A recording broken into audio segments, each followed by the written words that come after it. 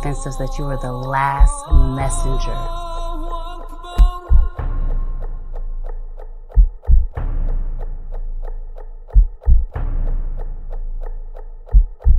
How many other bastard children do you have? You're watching America This Morning, America's #1 early.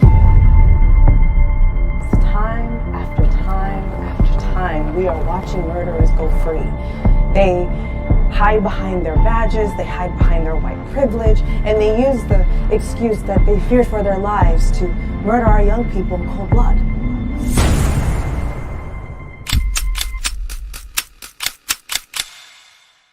It's done.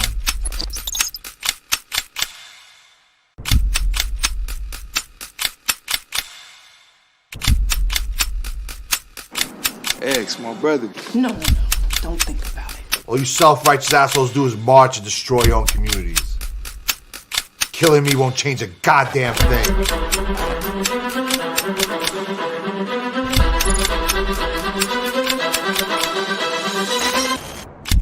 It's a lot different when it's a grown black man standing his ground.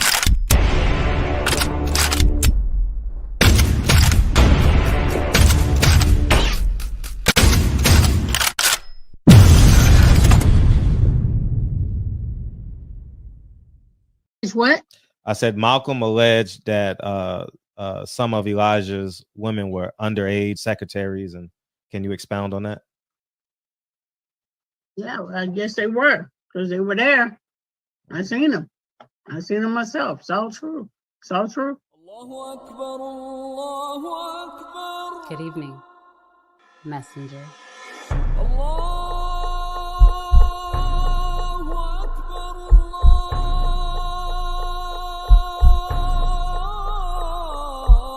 You convinced us that you were the last messenger.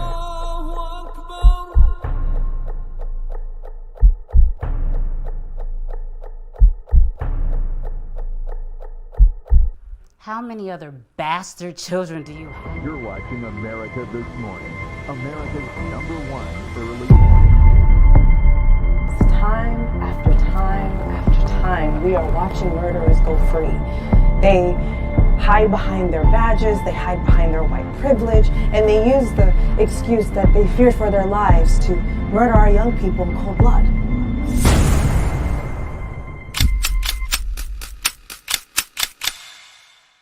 It's done.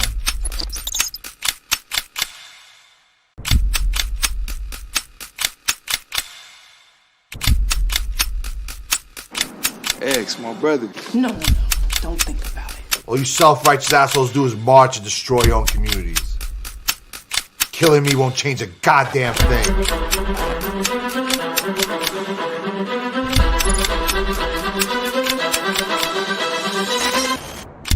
It's a lot different when it's a grown black man standing his ground.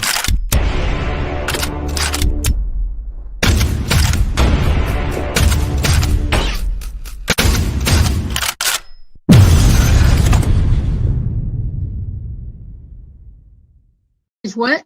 I said Malcolm alleged that some of Elijah's women were underage secretaries, and can you expound on that? Yeah, well, I guess they were, because they were there. I seen them. I seen them myself. It's all true. It's all true.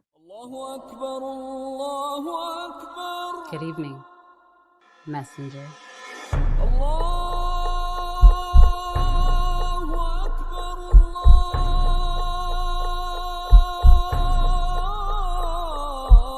You convinced us that you were the last messenger.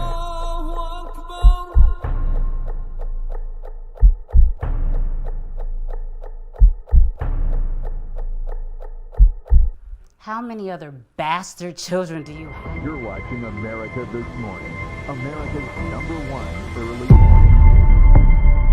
Time after time after time, we are watching murderers go free. They hide behind their badges, they hide behind their white privilege, and they use the excuse that they fear for their lives to murder our young people in cold blood.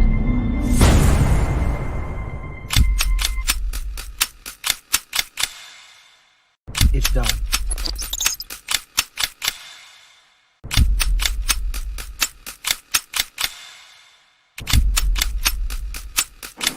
Ex, my brother. No, don't think about it. All you self-righteous assholes do is march and destroy your own communities.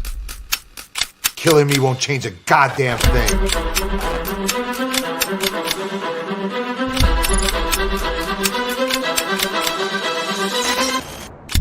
It's a lot different when it's a grown black man standing his ground.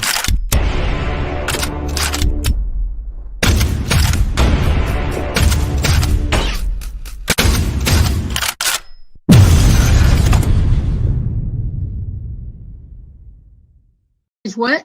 I said Malcolm alleged that some of Elijah's women were underage secretaries, and can you expound on that? Yeah, well, I guess they were, because they were there. I seen them. I seen them myself. It's all true. It's all true. Good evening, messenger.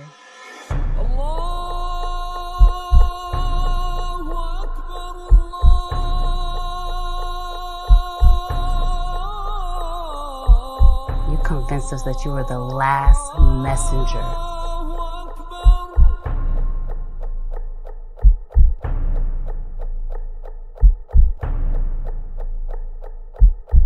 How many other bastard children do you have? You're watching America This Morning, America's #1 early.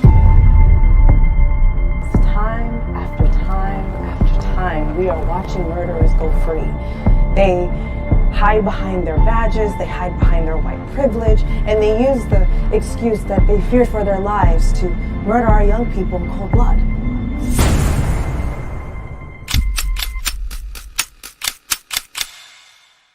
It's done.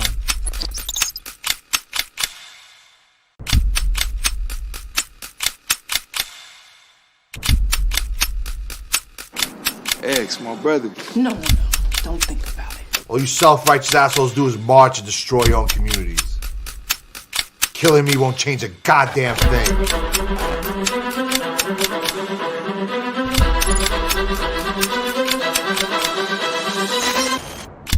It's a lot different when it's a grown black man standing his ground.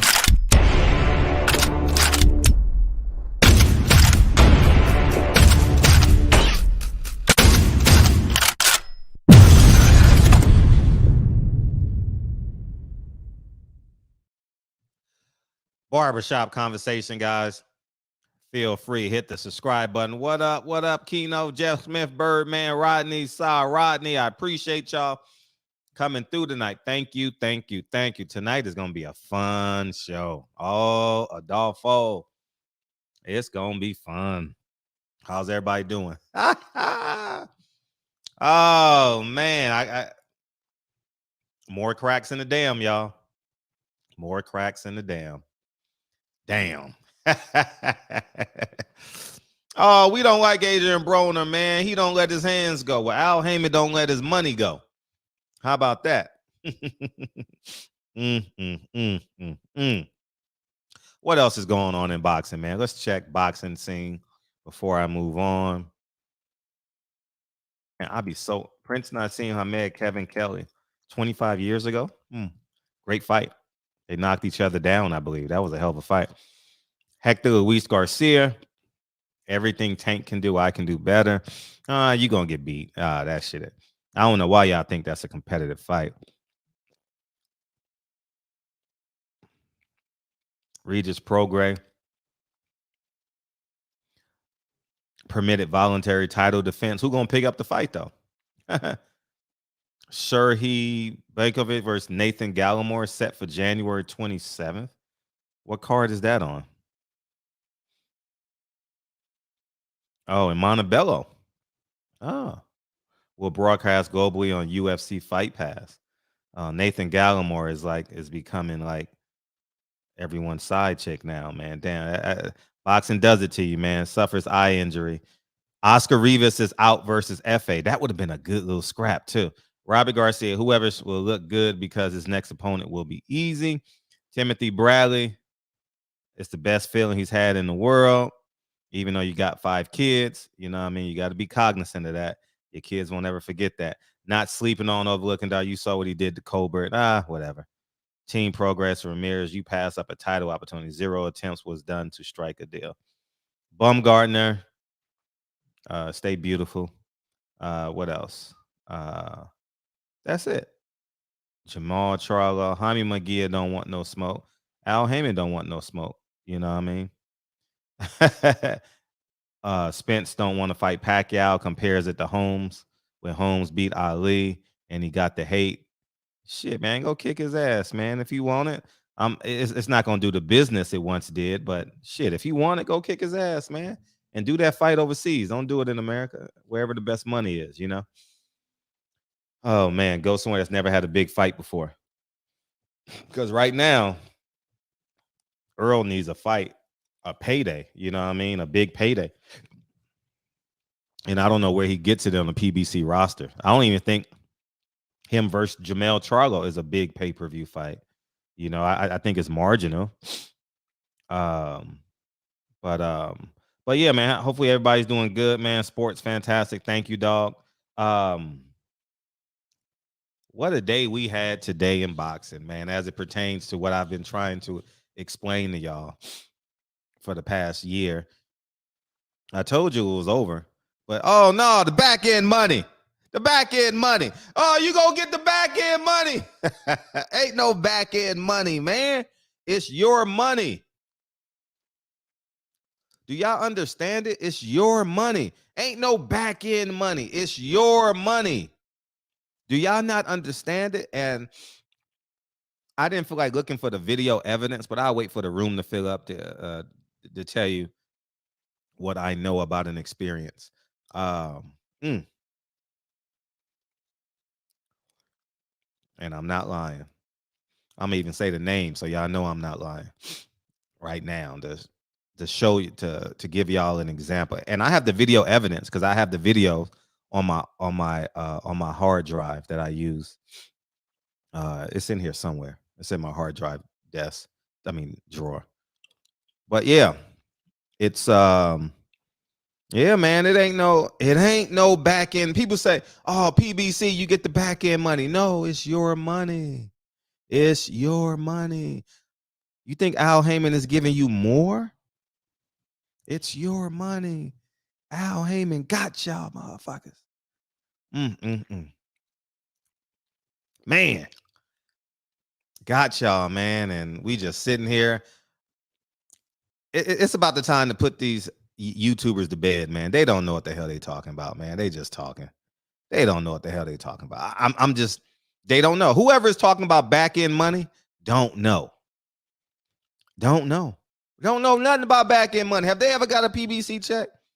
I've never gotten one, but I've seen them. I've seen fighters get them. You know what I mean? They go get that blood test. They go piss and toot, toot, here's a check. I've seen it.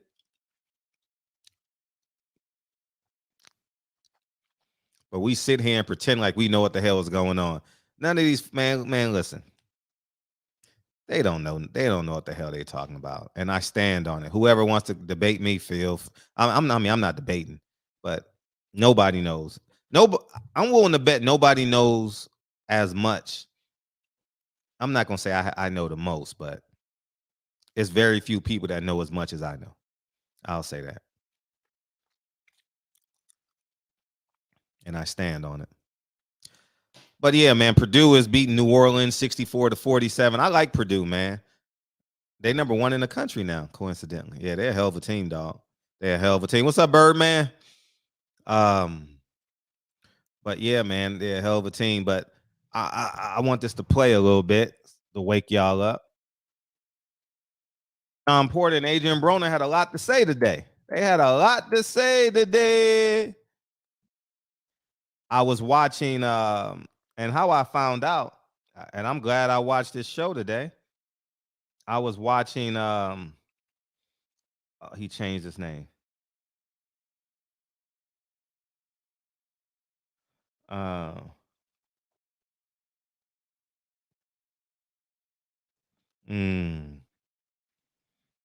Was it? Well, Coach Malachi. I was watching his live today, and he changed his name. True Media Sports. Is that what it's called? Let me get the correct name. It's not a new name, but Type in true. Y'all know. It's called True Media Today USA. Okay, True Media Today USA. All right. I was watching his show today, and I gotta cut this fan on. Hold on one second, guys, because I'm gonna get hot as I cook. Ha ha!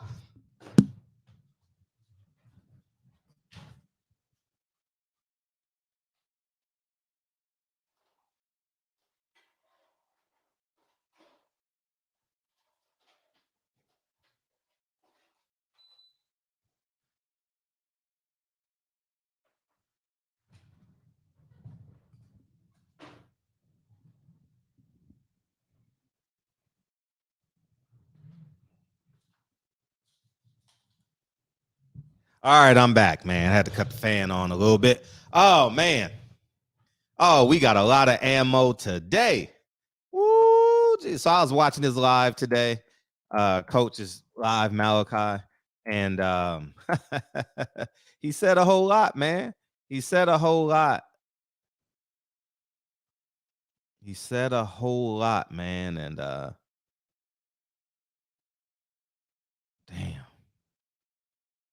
Wow. Let's go to it right now.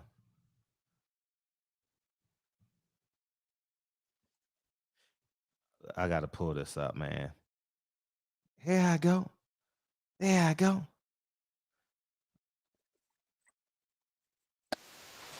Oh, I put music on it. Damn. So I gotta go to I don't want to get a strike. So I gotta go to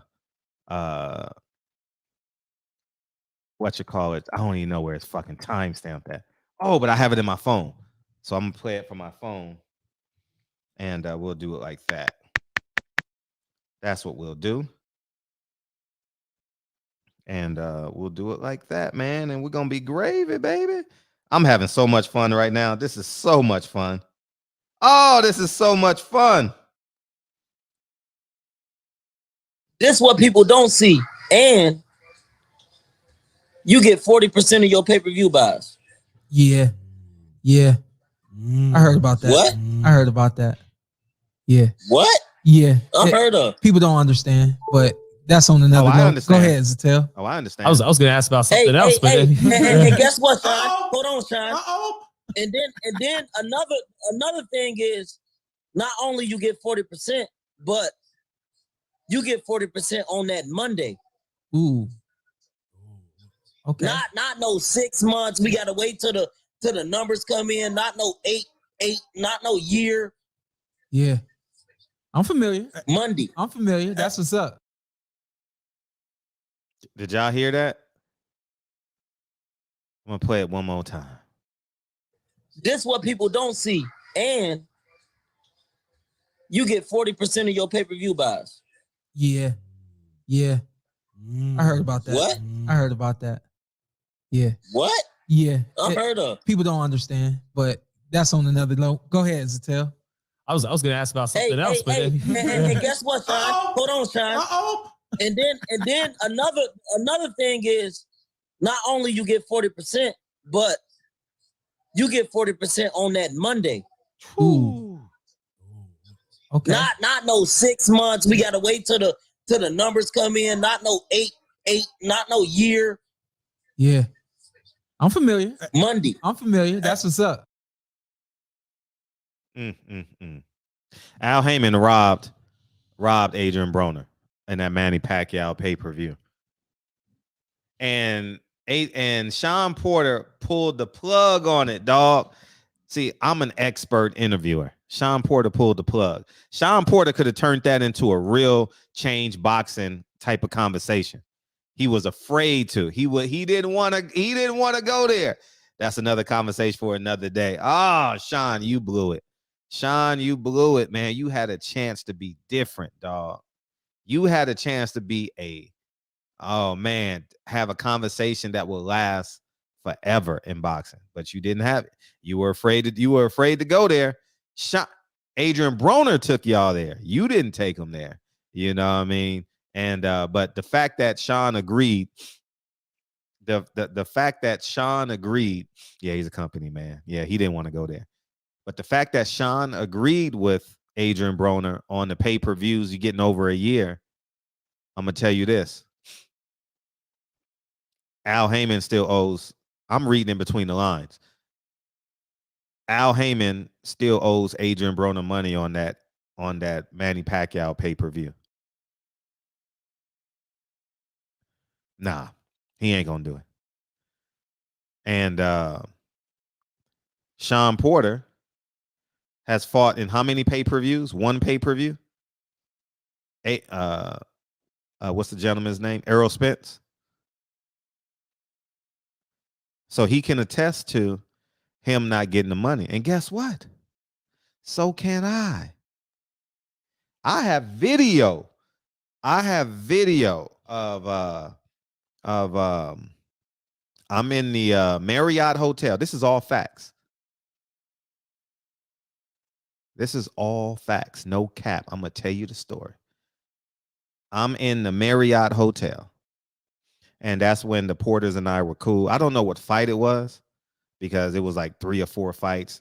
I don't know which fight it was in New York. It was either Adrian Broner or Gabriel Ruelas. Not Gabriel Ruelas. What's the guy from Chicago? He's a nice young man too. What's his name? Granados. Adrian Granados. Adrian Granados. And Kenny Porter is talking to Sylvia. I gotta get the names right. And they're talking. I have it on video because I was recording it. And Kenny said, record it. And I recorded it. There was some back end. It took them months to get their back end money. If I'm lying, I'm flying. If I'm lying, I'm flying. It was, they were to pay a certain amount on that day. On that day. I know the exact amount, but I'm not going to tell you how much Shawn Porter made that fight. I'm not going to be that bad. But I have it on video too. So if anyone want to refute it, I'll dig through my files. But no one's going to refute this. They're just going to be mad I said it. And Shawn didn't get his whole check that night. Swear to God. No lie. Won't cap. Not one bit. It took them months to get the second half of that fight. Months. Months. Swear to God. Shawn will tell you the story. Someone interviewed Shawn and asked him. I don't remember what fight it was. It was a New York fight at Barclay, though. Shawn was the main event. I know how much money it was, but I'm not going to disclose that.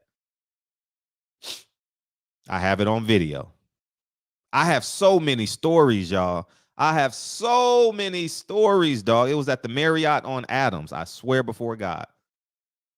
Al Haymon delayed Shawn Porter's payment. That's, I would say, months. Months. At one point, here's the second part of the story that I promised y'all. I'm going to give Kenny Porter credit on this one. I'm going to give Kenny Porter credit. Shawn Porter forgot how much money he made. I'm going to say this again. Shawn Porter forgot how much money he made, and Kenny Porter went and got the rest of his money. Swear before God. I'm not lying. So that might be the last compliment I give Kenny Porter on this show. But that's the God, the honest truth. I'm not lying, not one time. I have the text. I have it in my old phone. So if anyone want to refute me, I have it. I have it. You know, and but Shawn Porter forgot. If it wasn't for his father, he would have been short 6 figures. Because Shawn forgot. I swear to God. No lie. Not lie. And y'all clip this and y'all send it to Shawn. You send it to Kenny. He ain't going to refute it. Matter of fact, it's probably a compliment to him. You know what I mean? He went and got the money for his son. No cap. No cap at all. 100%. I'm not going to tell you how much money it was because I don't want to. I'm not getting into that type of business. But yeah. Yeah. True story. So when y'all say back end money, Fred has video evidence, text evidence, not just from Kenny Porter, from more fighters than you know, that Al Haymon's back end money is slow. And to prove it, Shawn Porter agrees, Adrian Broner agrees, and I'm willing to bet Leo Santa Cruz. Shall we talk Leo? Shall we talk Leo Santa Cruz? How delayed his payments were.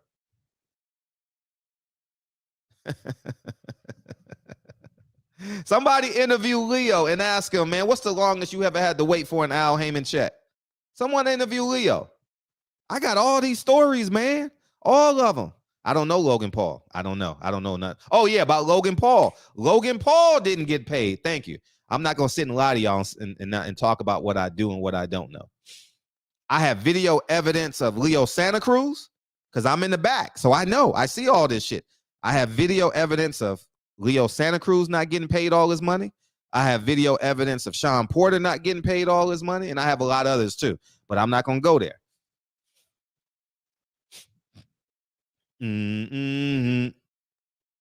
So when y'all say back end money, it's not back end money. It's delayed payments. Do y'all understand what I'm saying? It's delayed payments. It's not, oh, it's back end money. Al Haymon giving y'all all this money. No, Al Haymon is doing the very same thing. This is what these emotional people online are not telling y'all. Al Haymon is doing the same thing BLK Prime did. Come in, overpay in the market, make a name, make a splash, get the biggest name possible in a competitive fight, but you want him to win.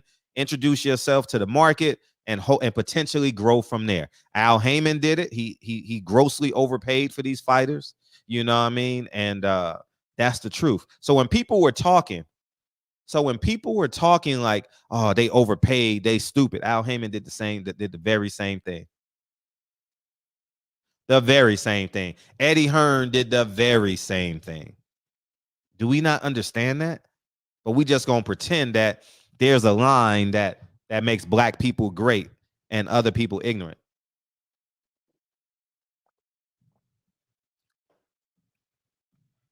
So there you have the truth, y'all. I'm not lying, not one time. Not one time will I lie. And I'm gonna tell you one thing that I know. I'm gonna tell you what I do know. Al Haymon owes Adrian Broner some money from that Manny Pacquiao fight. These guys don't even know the territories. Don't even know the territories in which these fights are in. But Lil Stevie do. Oh, Lil Stevie do. Lil Stevie know. Oh, yeah. Al Haymon know. The payments were so delayed, Shawn Porter forgot a lot of money. And his daddy had to go get it for him. His father. I don't know if grown men say daddy. Do grown men say daddy? I don't know. It just sounded weird coming off my tongue, you know. But yeah. So I stand on it. I have video evidence of it. I got to find it though. It would take hours to find it, but I haven't.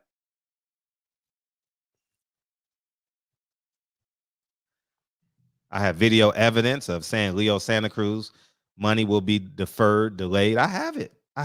No cap.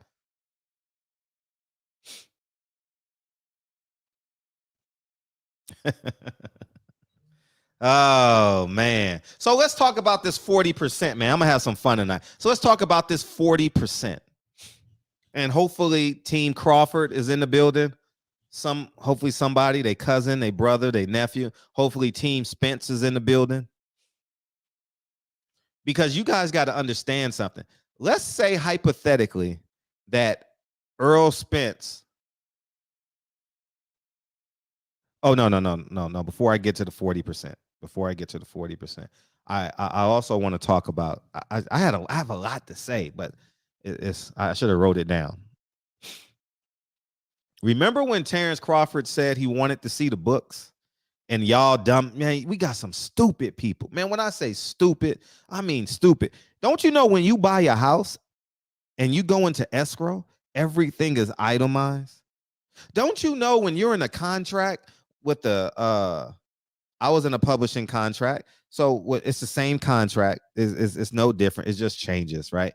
But everything is itemized. What they paid to make the book, what they paid for marketing, what they paid for travel. Everything is itemized when you get it. And when you get your quarterly report, it's right there.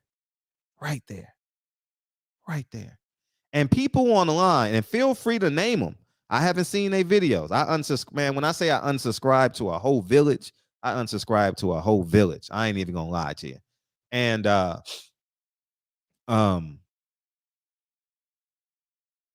when Terrence Crawford asked to see the books, there's nothing wrong with asking him to see the books. If Shawn Porter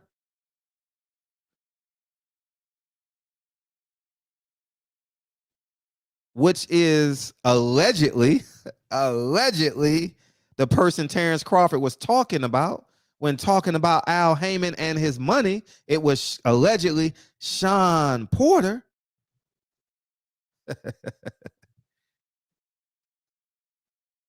Allegedly, Shawn Porter told Terrence Crawford to be responsible as it pertains to the money with Al Haymon.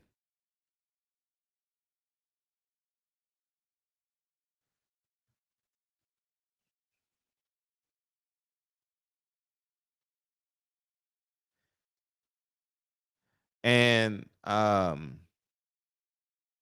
see the ignorance. I'm not going to respond to that, but this is why you don't deal with money. This is why you probably don't have no money. I'm a millionaire. I know you're a millionaire. I know. And Crawford never put no money up for the fight. So what the fuck you need to approve expenses for? Oh man. The whole fight is Errol Spence, Terrence Crawford, bottom line. So just sit back, relax, and enjoy the show. Because obviously you don't know nothing. All right. And so, but I'm gonna give you a chance to beam in. So I'll give you guys a chance to beam in, and you guys can feel free. Because I don't like responding to the chat, because not unless I know you, because y'all motherfuckers just be making up stuff. It's if Terrence Crawford wants to see the budget, and Errol Spence agreed that he's not getting a guarantee, but Errol Spence and Al Haymon have a business relationship. Terrence Crawford and Al Haymon don't have a business relationship, right? So even if they're not putting up the money, you need to know what the whole pot is, so you get your exact percentage. You get your exact percentage. Do you understand what I'm saying? So if you're getting 30% of the gross, right? You pay your own taxes. You're getting 30% of the gross, and it's $100 million. I need my 30 ball. Give me my 30 ball. That's what I need. I need my 30 ball right now. I need my 30 ball right now. Give me my 30 million. I'll pay my taxes on it. Give me my 30. If Earl gets 40%, he gets 40 million. And the expenses and the payout is 30%, they get 30. But I need to know everything that goes in so I can pay for it. And so I can get my money. So when you guys say, oh, he don't need to look at the books. Do you look at your receipt when you leave the store? When you and a party of 5 go to a restaurant, do you check the receipt to say, oh, what did you get? What did you get? It's the same thing, but on $1 million scale. When you go to Costco, do you check your receipt? I check my receipt because I don't want them to overcharge me. You know what I mean? I'm like, I don't want them to charge me twice for whatever I'm paying for, because everything there is $10, right? So what I'm saying is this.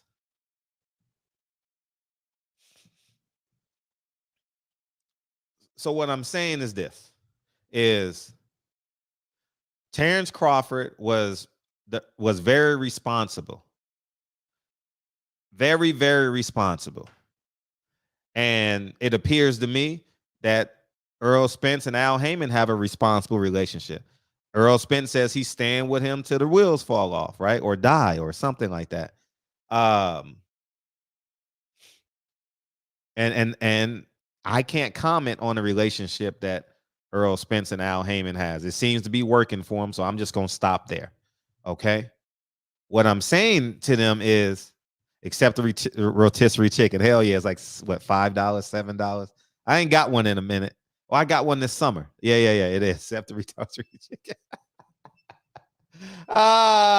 So true. So true. But everything there is $5, is $10 because it's in bulk, right? So I believe Terrence Crawford has every right to look for to get an itemized account of what happened, because he's on the outside looking in.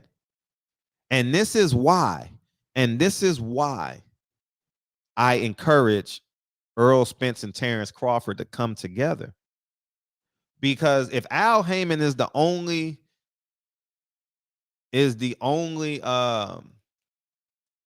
have you guys ever been to like a concert that was like or a show that was like you had to be shuttled in? And if you don't want to wait for your shuttle, you can pay for a private driver, and it's like $100, $150, and do you understand what I'm saying? Do you guys understand what I'm saying? So if Al Haymon is that only black truck, then he can charge whatever he wants to get you to your hotel from the concert. And that's Al Haymon. Because as it stands, I genuinely believe Crawford and Spence is leaving money on the table, and I mean this sincerely, are leaving money on the table if Al Haymon has no one to compete against.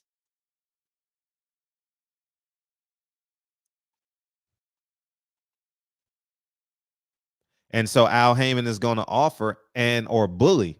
I would even go as far as to say bully. He will bully you into taking the contract. And that's what we're forgetting.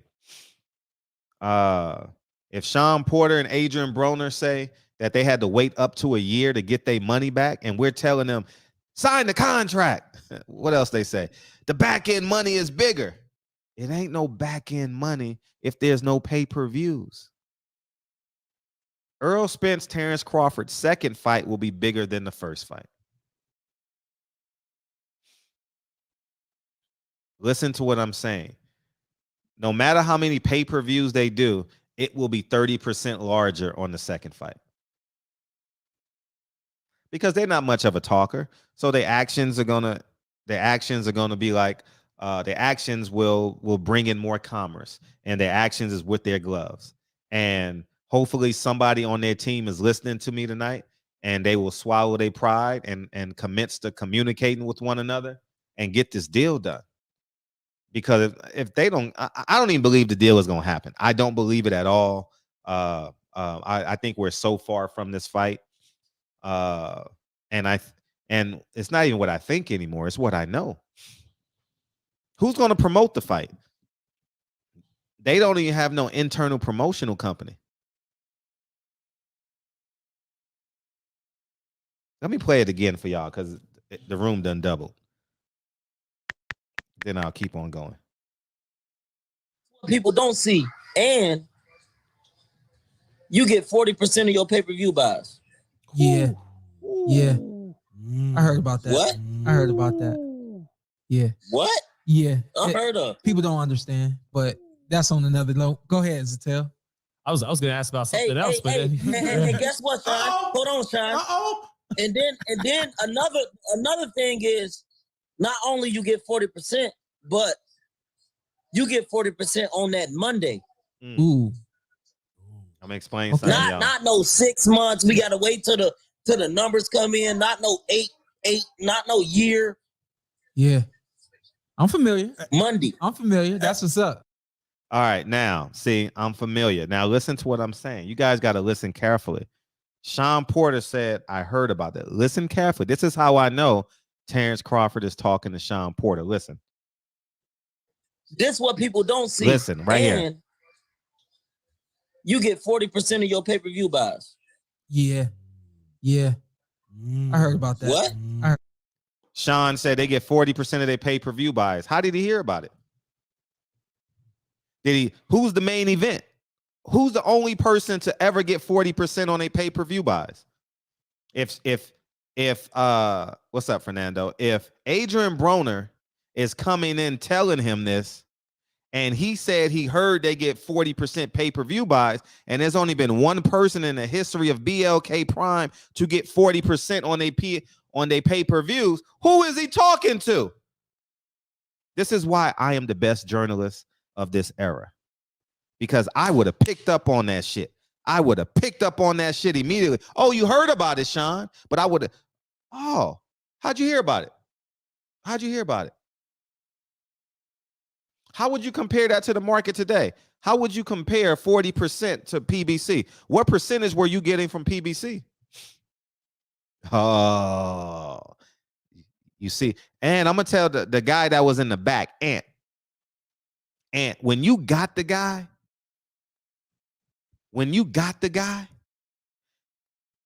don't go below him. And hopefully you guys are journalists listening to me. Did you hear Ant say, got him, or come on, or something? No, don't go there. You got a man that's ready to spill. Stop playing. Y'all got to stop playing with this. This ain't no homeboy shit. This could have been the greatest interview of 2022, and Ant is screaming in the background. Oh, no, calm down. We finally got somebody that's where we need them to be. And ain't that what you want? You want them to tell everything?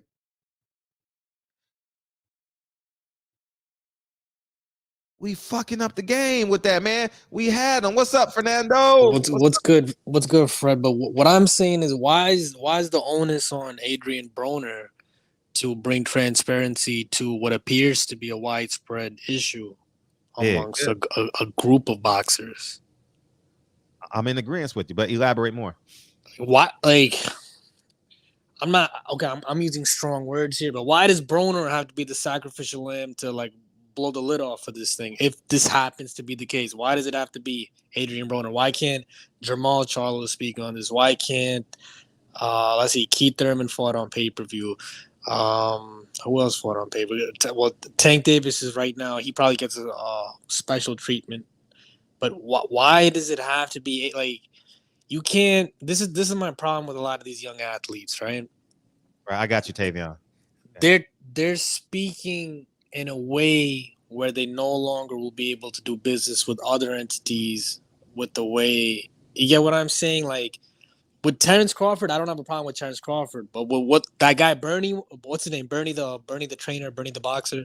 Mm-hmm. Some of the stuff that you got, like you say, it's just bad for business. There's a proper way of going about this. If you want to do a class action lawsuit, do a class action lawsuit, mm-hmm. right? And you could have a discovery and this and that, and you know that would be a more you would have a solution to the actual problem, and you would bring awareness to the actual problem. But doing these type of interviews where Shawn's uncomfortable, you got the other guy in the background yelling, and Adrian's probably gonna wake up the next morning like, damn, what the fuck did I just do? So it's like there's a right way. Like we can't ask an athlete to be an investigative reporter, an economist, and an accountant at the same time, right? I don't know if that's true, but I understand the point you're making. So look, one thing that's consistent in all of this is financial cycles. There's economic cycles on a macro market level, but there's also financial cycles. So when the getting was good at PBC, go to PBC. Right. And then when the getting was good at DAZN, I think what's his name, Danny Jacobs realizes he got it at DAZN.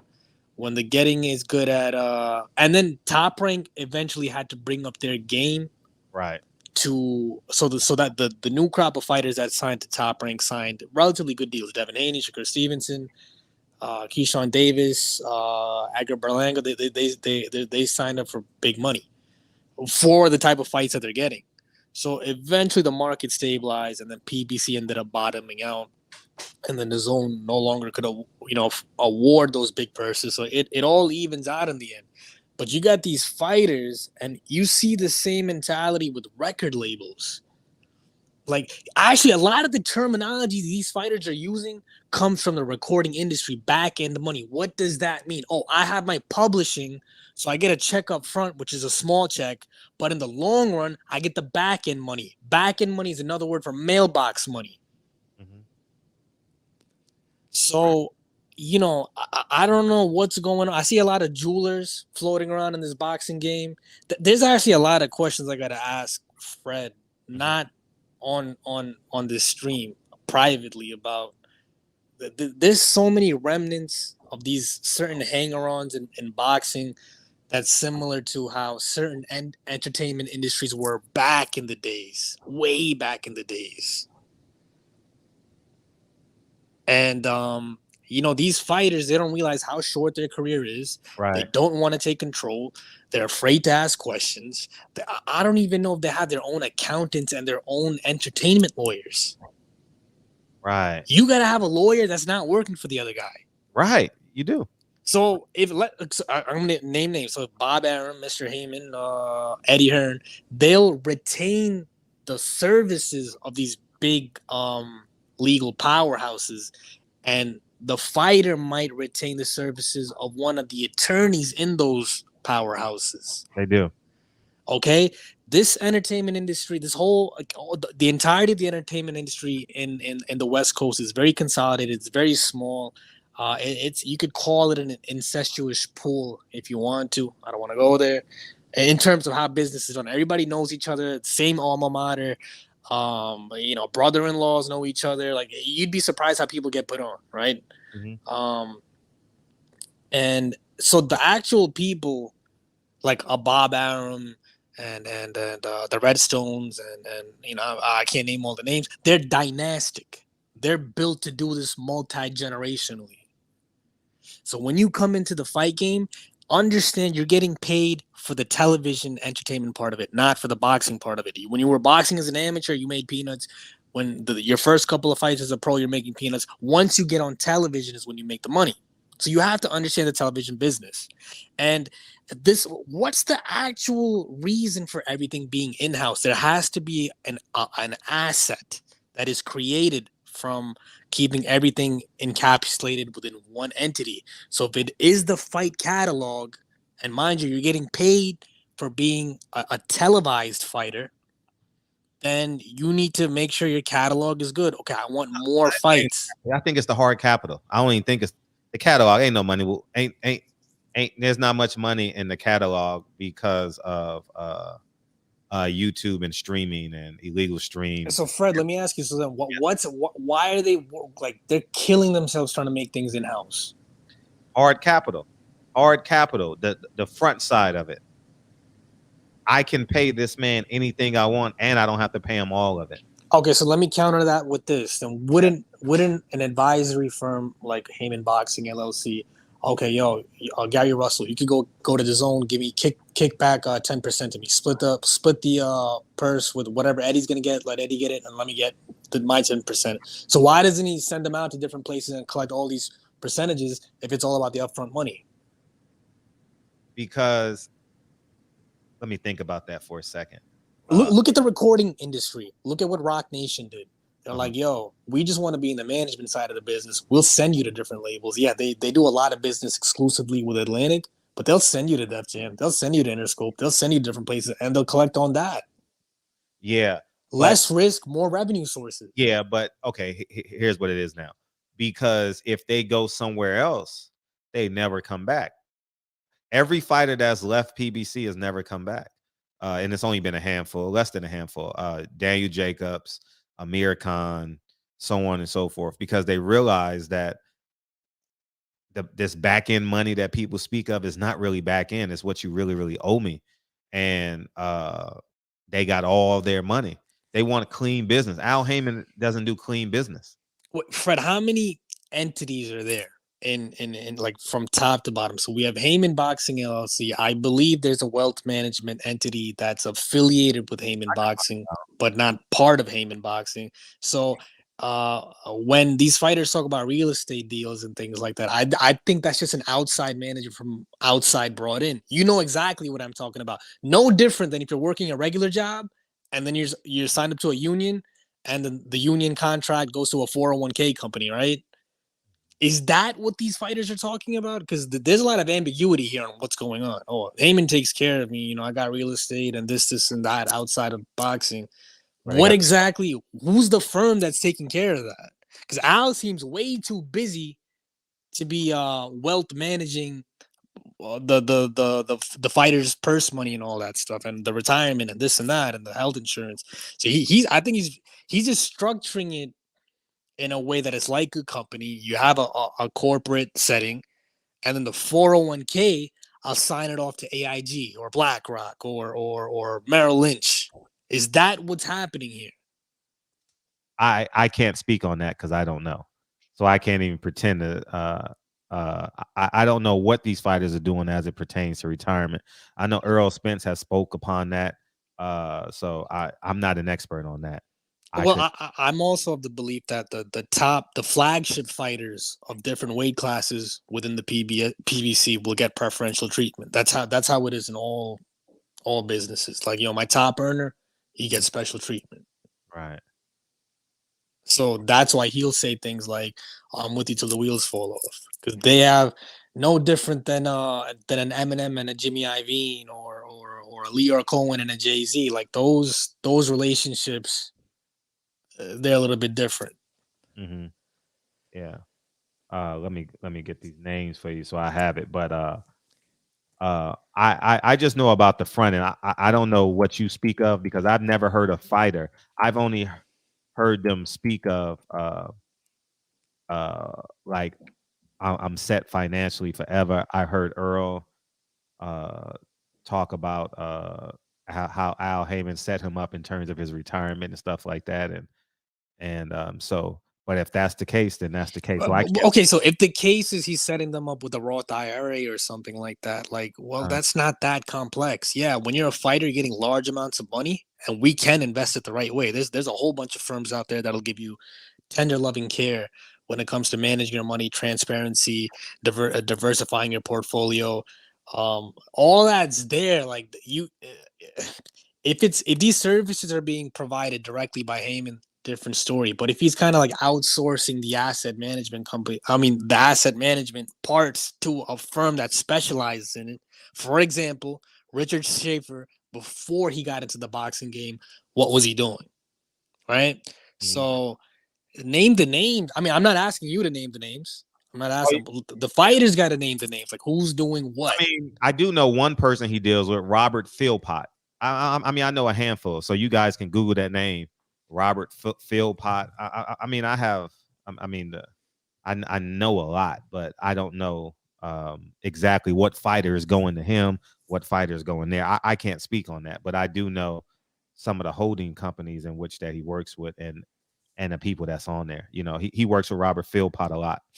Robert Philpott is works with him on the production side, the development, the projects, all of that. So, yeah. So feel free to Google that name, and you should get as much information as possible. Listen, for a lot of these fighters, you don't need to hire a private investigator. You don't need to, you could just use Google and LinkedIn, and it'll answer a lot of questions. Yeah, you're right. Yeah, and it'll answer a lot of questions about who's handling what in your career.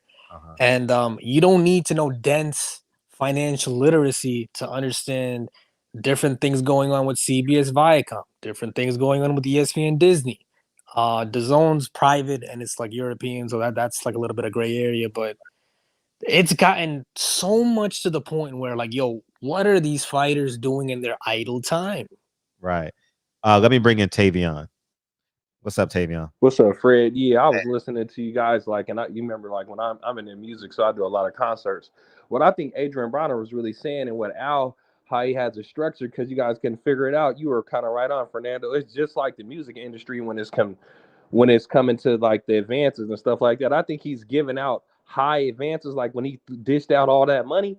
So then when he says, okay, you get 40% on your pay-per-view numbers, what that really means is, okay, I've given you an advance, and then that Monday coming up, I'm gonna pay you that 40% or whatever that you get on the front end of your pay-per-view numbers. And then with 6 months, when we get the total numbers, then I'm gonna calculate everything that you've already made and your expenses off the advance, and then you're not gonna get no more money out of the pay-per-view, and that's gonna go in my pocket. That's the same motto as like the music industry, you know what I'm saying? So I don't think he said everything that he really wanted to say on that when he came to the pay-per-view numbers, but I think a lot of them guys took so much big advances up front, and he gave them more than what they needed up front, that they're in the hole on the back end, and he's purposely stalling them out so then he can recoup the interest and everything that he needed, you know what I mean, to stay behind the 8 ball. Because if it wasn't that, then everybody would be suing him. So I think a lot of people took a whole lot of money up front, you know, like they do in the music industry, and then he just puts them on the shelf. It's just like you see an artist, he come out, okay, private jets, he's doing all this. He come out with one album and flop, you never see him again. But he's still in the hole. He still got to recoup the money. So it kind of looked like that's how they're playing the situation from the outside looking in. Because I remember Migos, like you got the rapper Migos, Quavo, Takeoff, Offset. So they're signed under Quality Control, which is a label under that was a label with 300 Entertainment with Lior and all them guys. Lior started the YouTube platform with the music after he left 300 Entertainment. But QC is the owners of, you know what I mean, Quality Control with P and them guys. So what ended up happening is them guys had the same lawyers, you know what I mean, when that Migos and Quality Control, like you guys said, had the same lawyers. So one of the members, Offset, got into it with the head of QC, and he tried to sue him, but he couldn't really get the correct paperwork because all them guys had the same lawyers. You get what I'm saying? So it's kind of like, when you sign up that contract, when you ain't got no money, you take that advance, and now you're a buffoon. You know, Earl Spencer guys got their dad and stuff like that. But, you know, a lot of these guys are stupid, so they just take the money up front, and then they don't have the common sense to be able to go in, and then it's too late. That's what I think really happened. So this is the difference between boxing and music. In music, you're very busy. You're touring, you're working on music, shooting videos, you're touring the globe. A boxer, training camp, fight night, because now the press conferences are all done remote. Like a lot of these guys are, you know, shooting the video from their gym or from their house, right? The boxer has way more time to get the necessary paperwork and figure out what the hell is going on than your traditional recording artist right now. But it's Hold on one second. Let me see if I can get this call. Can y'all hear him, Jerry? I don't know if my phone. Can y'all hear Jerry? Can y'all hear him? Because on the phone line, you can't hear him, huh? Nah, they can't hear you, Jerry. Something wrong with my phone, man. I don't know what the hell. I'm gonna see if I can forward it to my cell phone. Give me a second. I'll let you know. Thank you, Jerry. Yeah. All right, go ahead. Go ahead. All you. Go ahead. Yeah, so I was saying, because a lot of times with the recording artists, they'll go on a world tour, they'll come back, and then they got to figure out things quickly before they go on the next album cycle, right?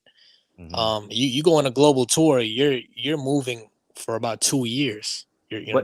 But you're back in on your music tour. You're getting that every single night. I'm not stepping on the stage until I get my back in.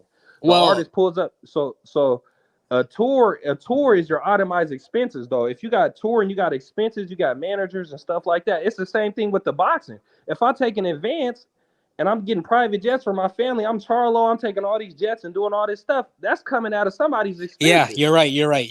Yes. So what I'm gonna do is I'm gonna structure this deal where I'm gonna give you a large advance because I got $1 billion. Okay, let me go ahead and give him 10 million, $8 million. But I know he thinks it's just his money. He's still gonna keep winning. So keep calling me, keep letting me use my Amex and get you everything up. But this is going into your expenses. So at that pay-per-view numbers, I know you're gonna do numbers. So I'm gonna tell you Monday 40%, and then on the back end 6 months later, I might owe you $2 million, but you're gonna spend that on all the credit that I done gave you coming up into it. So then when you come in looking for a check 6 months down the pay-per-view line, there's no money there because you don't use that up on $400,000 private jets and all this type of stuff. And that's how they keep them broke. And that's what it looked like it's kind of doing. And they didn't understand it until after the fact and when they don't get the money. And then I don't think they can sue him because of the, you know what I mean? The numbers is right there. And I think that's a manipulation that he does to the boxers, in my opinion. I don't think manipulation is going. I think there's a little bit of laziness here. Like, but that's what I mean. That's business 101. You're not paying attention, you're going to get right. So it's like, yo, you know what's crazy? Back end is usually associated with where you have an asset that gives you residual revenue. That's what back end means. Back end isn't money that's owed. But back end is on an artist, not to cut you off, but back end on a music artist. If I do a concert and I pay an artist $150,000, and then before he gets to the hotel, leaves that hotel, he gonna have to get that other wire, get that money before he goes in. So in that terms, that's a back end. That's picking up that back end money. You get what I'm saying? So also in the recording industry, like if you own publishing, you'll get an upfront. You know, when somebody samples your music, you'll get the upfront money to clear it, and then you'll also get the residual money depending on how well the record performs. But there's always an intrinsic asset that gives you residual revenue. Okay, so look at it like this, Fernando. You look at your artists and you look at the boxing. How many out of all the boxers that you know that are in this industry right now, successful, not the promoters, the boxers, and all the boxers that are successful, and then you got the boxers that are semi-successful and falling off. It's the same thing as the music business. You got Earl Spence, you got oh, he fell off. But go ahead. What's up, Kyle? What's going on, Fred? What's going down? Hey, not much, man. Man, I mean, you strike again. You know what I'm saying? Go ahead, bro. Go ahead. No, I didn't mean it. No, I was just saying, like, my bad to cut you guys off, but I was like, in the boxing realm, in the music realm, you get the high tier artists and then you get the low tier artists. You got Tyson Fury, Deontay Wilder, you got Earl Spence, you got Javante Davis. You're high paying, you know what I mean? Acts. And then you get what I'm saying? And yeah, your A-listers. Your A-listers, yeah. Exactly. But your A-listers are the ones that drive the revenue and stay in the green. Your other listers are the ones that can't get no fights and can't do nothing because they're in the red. That's the same thing with the artists. They're not about to bring out no album when you're in the red and drop another album and then go in the hole another 800,000 when you owe them another 2 million. You know what I'm saying? And they're going to hole. So now you're looking at Charlo and all these guys. It's the same structure. But I think with Bob Arum, he don't structure stuff like that. Look, man, I got 500,000 for you. I got 2 million signing bonus. You get 400, 800,000 a fight, and then this is what we gonna do. I got 6 fights for you 2 times a month. You either get people that want that, or you get them people that want to get the advances. Give me 3 million up front, and then let's see what we can do. And now you're on the shelf, and then you're back, and you ain't got no money. It's like you buying a house and then pulling all your equity out of the house before you even, you know what I mean, get the back end for your kids. You done sucked all the money out and spent, and now you can't even go refinance the reverse mortgage. The reverse mortgage. Yeah, you're reverse, or you got a hard money loan. You ain't even got no equity. The market that went upside down. Now you ain't got no money to, you know what I mean, pull no money out. Now you're stuck with the asset. So now you can't do nothing. You know what I'm saying? So that's why I think the structure is. What I'm saying is, like, yo, you can't, if you make Broner say too much, nobody in the industry is gonna want to touch him after like this. They like what he got 3 fights with BLK Prime. If you talk too much, bro, you're not gonna have any opportunities after those 3 fights. If those 3 fights even successfully happen, don't put all the responsibility on one guy to be the whistleblower. Don't make one guy the whistleblower if this happens to be the case. That's all I'm saying. But he don't got nothing to lose, though. He's overweight. He's looking at, okay, this opportunity, anything in profit right now is, I'm a win-win. I'm going to just tell the truth at this point. And Aldo probably don't want to say nothing to him because, you know, Shawn Porter's an employee, bro. He's a worker, so he's not going to say nothing, just like what Fred said. Fred been saying this for months. Adrian Broner ain't got nothing to lose. He wasn't getting no fights anyway. He like, shit, fuck it. I'm going to go get 2-3 million. I'm going to just tell you guys a blueprint for the young cats so they ain't got to lose on their money. You know what I'm saying? And I respect that because he's just trying to give you guys insight because he messed up. He probably took too much money and got robbed at the same time, but he probably blew a lot of money too at the same time. You know what I'm saying?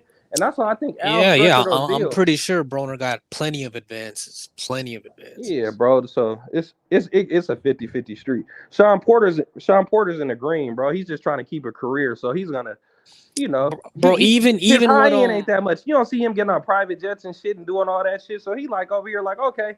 Like Fred said, 6 figures. Well, let me go get that. He don't even probably spend a lot of money. So Al probably try to sweep, you know, little shit behind him and shit, but he just trying to just, you know, he's a simple-minded guy, it looks like. So it don't look like he really would trip off that. Look, man, if you're young in any industry, some people wait till they're a little bit older and they're semi-retired to say certain things. So things that like Floyd Schofield and things that Bernie the Boxer says on Terrence Crawford's behalf don't hinder the immediate business, right? Get the transaction done, collect your money, and when you're ready to walk away, if you want, you can speak on it. But if you're just muddying up the waters without making an actual change, and I know that sounds very contradictory what I'm saying, but it's like there's a way to conduct business, man, and you have to remove the emotional component out of it. So, like Broner, Floyd Schofield, and I think Bernie the Boxer, that's what his name is. Like they say certain things where now it's difficult to move around in this industry. This industry is a small industry. It's a well-connected industry. And once somebody wants to blackball you, they can blackball you. But listen, that's in any industry though. Like that's what I'm saying. So it's just like it's in any industry. You get what I'm saying? Like that's in a mortgage industry, that's in the real estate, that's in a corporate industry. You go into a region and go buy some houses. You're dealing with the same lenders in that region. You come in there, you know what I mean, and communicate that they won't say nothing to you. They'll look at you with a smile, deny all your applications, and be like, "Who you think you are?" And then that's an unwritten rule. So if somebody come in there like Black Prime or something, and then start like the Zone did or whatever with Eddie and them guys, and they start stirring up stuff, and you don't got the power, they might not say nothing, but you ain't gonna be able to make no moves, and they're all gonna work together to make sure that you don't stop their infrastructure. So at the end of the day, Al Haymon, all these guys, Jay-Z, Rock Nation, all these guys all work together. They'll call one industry, they all call them, oh, don't do this. With Rock Nation, Kyrie and Kevin Durant was a package deal. They both signed in Rock Nation. Rock Nation, Nike did some messed up stuff to Kyrie's shoes. The last shoes that was supposed to come out, he didn't even make the designs. He got the #1 shoe deal. He got the #1 shoes in Nike out of all the basketball players. He stopped making the shoes. So he cut Rock Nation out, signed his stepmom to his management deal and cut Rock Nation out. And then that's when all this stuff starts stirring out. But Rock Nation is still working with other people, with Kevin Durant and everybody. So everybody in the industry all work together. You know what I'm saying? It all correlates the same way. You're not going to stop the blueprint. Everybody's blueprint is different, but they still work under the same structure. You know what I'm saying? Right. So That's it's called the power broker. Yeah. And that's why when Adrian Broner said 40%, that upsets the market. What do you mean I'm going to get 40%? It's not even 40% left after they get done paying everybody from a contemporary pay-per-view. So when you look at it from that perspective, it's like 40%. Wow, that is an alarming number. He's not talking about the advances though. See, they don't talk about the advances. There's more to that structure because Al there has to be some money owed on there anyway. Because if everybody, like you said, if everybody gathered up together and sued the shit out of him, and then he was over there defrauding them like that, he'd be in prison. But there's definitely some more to it. He's giving them something to offset the pricing or something. There's something off. He's giving them more on the front end, like the front years. Exactly. You know what I mean? Now we in a position where his business model has to have a return on it because the capital is washed up. Yep. And because they're not in the black, they're in the red. He can't, there's nothing he can, like, now he has to put people on the shelves because he can't pay them. Yep. And now you got more and more disgruntled employees. So this is typical of boxing. It's just that Adrian Broner is the courageous one, and I would encourage all these other fighters, stop laying silent. Silence is a sin, right? That's and I would disagree. I don't think a fighter would get blackballed if he has value. Adrian Broner has value. There's going to be over 10,000 people in that arena cheering, you know what I mean, and in Atlanta. So I don't know what it holds, but it's going to be over 10,000 people there. So I would say Adrian Broner right now is fine. He's still one of the top eye catchers in boxing, and you're going to see it. Yeah, for sure. When he goes to Atlanta. And he also had a deal from Eddie Hearn too. Y'all remember that? Remember he posted Yeah, they kept leaking those emails. Hey, but man. you guys got to remember, he lost that deal with Rock Nation too. When Rock Nation first got in there, wasn't there like a $40 million deal on the table for him or something like that? 45 or something like that. And he said fuck no or something with Miguel Cotto, and then he lost that deal. So yeah. But Fred, I'm on the Eastern time, man, and I gotta go to sleep. I gotta wake up tomorrow morning. But it's always a pleasure to be on this show, and I always learn a lot when I'm on the show. Oh, thank you, dog. Take care. I appreciate it. Kyle, you got anything? Yeah, man. You know, like for me, man, we learned a lot. You learn a lot when you get behind them scenes, though. You get to see the truth. You know what I'm saying? You get to really see what's going on. You know what I mean? See, we only look at shit on the surface. We don't look deep into what's going on. You know what I'm saying? And dude, we knew this shit, man. You know what I'm saying? But the thing is, man, these people. See, the thing is that they use this black power, pro-black shit, man, to pimp niggas. You know what I'm saying? Mm-hmm. You know, they pro-black pimps. You know what I'm saying? Oh, yeah, man, we're going to look out for you, this and that. And then they fuck you. Hey, you want to know what I really want to know too? Like, I really want to know, like, Fred, next time you talk to the old man or whatever, like, say, just ask him, like, out of the last 20 events that you've thrown, not even just saying it, just, you know what I mean? How many events have you been in agreement with? Not even on the numbers aspect. Just ask him out of the last 15 events since 2020 COVID. How many events have you walked out of the arena with in the green or even broke even? I bet you there won't even be probably 3 of them out of 20, bro. I think they're losing so much fucking money that you think Bob Arum is losing money? No, I think Bob's the way always Bob's gonna be in the green. Yeah, because Bob always he doesn't overspend. He's not spending all that. But I think Al Haymon's losing a shit ton of money every time he throw an event, bro. Like every time. Every time. Bro. I even think Javante Davis, bro, they're probably robbing tickets at the door, all kind of fucking scam shit going on. You know what I'm saying? Just because you're just looking at it. He's losing shit ton of money, bro. I don't even think he made profit on none of those events besides Deontay Wilder. And that's because maybe, you know what I mean, the old man had something to do with it. So, you know, but it's not looking right. Who's the old man you speak of? Bob Arum. Oh, okay. Yeah, the old man. I call him the OG. Yeah, the OG. Because if Black Prime's going into it with that same thing, they're gonna lose too, bro. You can't make no money like that. Yeah, they definitely going. And that he asked the question, how successful will they be? Time will tell. You know, is that $39 price point good enough? You know, the Zone came in with a $9.99 price point.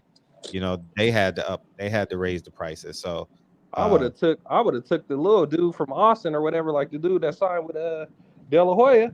I would have, if I was starting out just because I, you know, with the music style, I've seen it. I probably would have started off with some amateurs and built that shit up and then spent that money on Terrence Crawford and then did it like that. Like, because I don't, with a recession and everything, like how you going to even really make the money back? Because then you got to think about it too. Like, okay, once they get to a certain point, or if they even, say if they got the Earl Spence and Terrence Crawford fight, bro, the powers that be are trying to fuck that shit. Yeah, they will try and block it as much as possible, but they're not on the app mode. How can they block it on the app? It'll be way more challenging. You know, I mean, they can block it from an advertising perspective, from a That's what I'm saying. That's what I'm saying as far as like, you know. Oh, they definitely gonna do their best. Oh, then talk about the glitch came in with the pay-per-views and people can get it last time to do some crazy shit.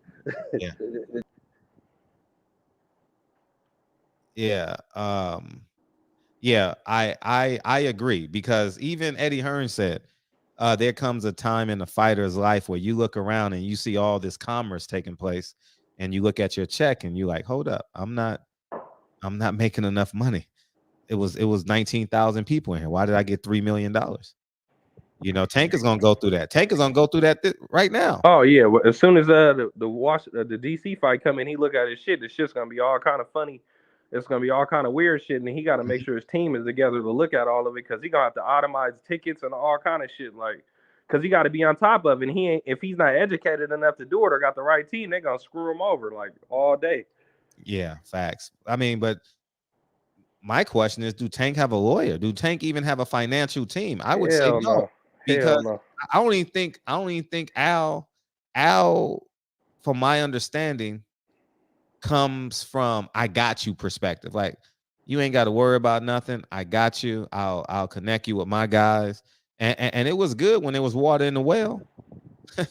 I think he connects them, like he connects Tank with him, but like you said before, my lawyers is my lawyers, and you're with my lawyers, so you're still in the best interest of me. So it ain't like no bro to bro. Like I'm calling big bro for advice. Like you're a mentor to me. I'm trying to be the best for you. That's what you would think. But at the end of the day, his interest is in with Floyd anyway. Like I said before, so Tank, he's still there. But like, bro, Floyd's a $1 billion man. He's still gonna be loyal to him at the end of the day. And that just goes back to it. So with that thought process, you got to be looking at it like, bro, I need somebody watching everything going on. Like, you know what I'm saying? Like, that's how you got to be looking at it. I don't know if he has that, but I hope he does, though, so he can be successful. Nah, yeah, that's the goal ultimately for these guys to be successful. But I just think that something has to break. But it's like Bill Haney. All right, no disrespect. Like, I mean, I'm talking a lot, but he came on and I'm listening to him. I'm like, damn, okay, when that Mickey Bay situation happened, you guys got all this capital, and you guys said you guys wanted to bring something back to Oakland, where you guys is from. Why you guys didn't take a couple $100,000, bro, and go rent out a spot and then just go build the shit up and have 2 fights a month and just go build that shit up for 3 months, and then let Devin get in there and then promote it at the end of the year and then do a whole blockbuster shit in the Bay Area. You know what I'm saying? And use the local artists like Mickey Bay and all them guys to do that type of shit. Like, that's what I don't be understanding. I'm like, why don't you guys use the platform to bring the you know what I mean? And then you give it to Black Prime and then let them guys, you know what I mean, build them up and do something like that. Like, I don't understand why that's so hard. Oh, we want to do a fight in the hometown. Why don't you go build the amateur pedigrees in and, you know, $2,000-3,000 seat venue and then build it up and rock out like that. But they don't ever do that. Right. But they'll go spend $300 on, you know what I mean, and jewelry, all that. I'm like, bro, that could have been like 15 fighters right there, and you could have made some profit and built it up. Now you guys got some in Oakland where it's a statue, you know what I'm saying, where you build up and bring the fighters up at. That's why I'll be looking at shit. Yeah, it's definitely more sustainable, and that just goes from just having a good business acumen, you know, having long term. Because I remember when Mikey Garcia fought. Was it Mikey Garcia fought Earl Spence? You know, Mikey Garcia had a card Friday night. Nobody. Oh, down there, huh? Down in Texas and shit with the sold out. Yeah, bro. Come on, bro. Sold out. Yeah, he made a bag before he even stepped in the ring. Now he can leave with all of his shit. Facts. And that's the reality of this thing. Like Earl could leverage his stardom and do what you just said in Texas, because he's a star in Texas as it pertains to boxing. They could have put the fight, you know, they got the AT&T Stadium, then they got the practice facility. You could take the practice facility and put talk to Jerry, like, Jerry, bro, there's 10,000 seats in here. Let me put Frank Martin up in here and fill this out right here and put this on right here, and then let's just do it right here in our hometown or wherever he's from and build it up like that. And then instead of just cutting out all the extra stuff, like, you know what I mean? That's what the part I just really don't understand. Like, Bill be like, I'm like, Bill, Mickey Bay and them guys, they tried to do that fight. And then I seen that Devin Haney wanted to pay for the fight or whatever. He's like, I got 10,000 for the fighter if he want to fight. Bro, you could have took 100,000 and built your own arena. I mean, you guys could have did this shit and gave these guys the purses and then ran the bag up and then turned around and had Bob Aaron promoted it back in the Bay Area and everybody would have blew up. And you could have put the same prelim fighters on the undercard with you, and then everybody around in the area knows who they are, and now you're over there bubbling up, and now the little guys is bubbling up. You know what I'm saying? Like, I just don't understand that. So break it down exactly how you would do it. So if it was the Mickey Bay and the Farmar fight, right? Yeah. Okay, so they was the main event. So Devin Haney was the fighter that fought in Australia with him. That's cool with Tank. That was under the card or whatever. I forgot. Lorenzo Simpson. Why wouldn't I take that to the Bay Area or take that to DC or whatever, and then make it in a local arena with 2,000 to 3,000 people? Still put Mickey Bay or whatever them guys in there, and then I fund it myself. It's $100,000, $200,000. or it might not even be that much. I'm just saying an estimated ballpark, and then build the shit up myself. And then I'm still with Top Rank. And then when I want to go do a hometown fight, I've already built my own fighters up, independently, and now they can come onto my main card, and then I can blow them up. If I lose a fight, I still got my local art. You know what I mean? I still got my fighters that's in my stable that's still doing it. But why does Mickey Bay and Tevin Farmer got to take the L? You get what I'm saying? And then got to go to Black Prime and then have somebody help them out instead of people that saying they're in the business and trying to help people out and not do it. That's what I don't understand. You get what I'm saying? Because you're still thinking about it like Truck Simpson. He was on the Top Rank card, you know what I mean? The Australia card or whatever with Devin Haney. Right. That's still a Bob Arum shit. You put that shit on your shit now, you guys still got that. You get what I'm saying? It's an undercard. That's how the way I be looking at it. I don't know. No, and you're making sense. I've always suggested that. I think every fighter that's a star in their hometown should put some level of capital to build a boxing, shall we say, a platform for themselves in their own city, but they don't have that mindset. They just wait for a fight date. Like 90% of these fighters are just because you can't just say it's in boxing. Maybe they buy real estate, maybe they buy stock. So you can't just say they don't put their money in. Many of them are not many. They are fighters that are making some great investments. Yeah. Maybe they buying franchises. Maybe they own a McDonald's. Maybe they own a Wingstop or something like that. So it may not be boxing, but I think I would say a great percentage of these fighters just wait for a fight date. Yeah. That's just like America, like just like the music industry and shit like that. Like you're just naive to it. You're like, man, I'm finna just go make this little $1 million, 800,000 or whatever, and I'm good with it. Instead of looking at the big picture, you know what I'm saying? Mm-hmm. And they want to keep you stupid so they can take all your money, but that's they're gonna keep you stupid. Facts. They're gonna keep you in need. They're gonna keep you in need. Oh man. They definitely gonna keep you in need, y'all. That is 100% true that they will keep you in need, and that's how they get you.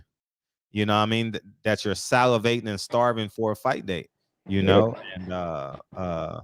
that's the goal of every promoter. Give them just enough. Yep. Give them just enough. But it works though for people like Shawn Porter, company guys that you can have under. He's a great company guy. Like that's somebody I would want as a company guy. You know what I mean? He's a good company guy. But for people that's they say they're your own boss and all that shit, you independent. That ain't an independent thinking the way it's going out. Tank kind of went on a limb and did an independent. You know what I'm saying? Like he went out there and shot his shot, but. Right. I mean, that's pretty much it. I mean, when it comes to that, and Adrian Broner and shit, but Adrian Broner from the streets, and he's you know what I mean? He just don't give, he done lost it all. So he like, fuck it, I'm about to go out here swinging. So you can't really be mad at him. Right. And also, I was thinking about Terrence Crawford. He stood up to Al Haymon and Bob Arum in a few months span. He said, fuck it. He said, I'm suing Bob. Al, I want to see your books. Or he's like, you get what I'm saying? He went out there swinging. You got to respect that shit. Like, you know what I'm saying? At least he went out there swinging. And then if whatever he got on his shit, he put on a great performance in front of his hometown. He still won in the end. And it's now, and he's active. He got a fight in now. He's like, Earl, where you at, baby? What we doing? You know what I'm saying? So now he got Earl behind the 8-ball. You think Earl's behind 8-ball? I mean, as far as fighting wise, you got in the wreck, you done got in the wreck, and now you got to get back in the ring. So it's like, bro, put that shit in the AT&T or something, or do something. Get Keith Thurman in there and knock him out or something, bro, and just get active again, bro. Like, you got to make a move. Yeah, bro. If I'm getting $2-3 million, I know I can knock the dude out. Fuck it, I'm about to just go run these miles and get my little couple dollars. I fucked up or whatever, but I got to stay active, bro. You know what I'm saying? Right. And I don't even think you can do that on PBC.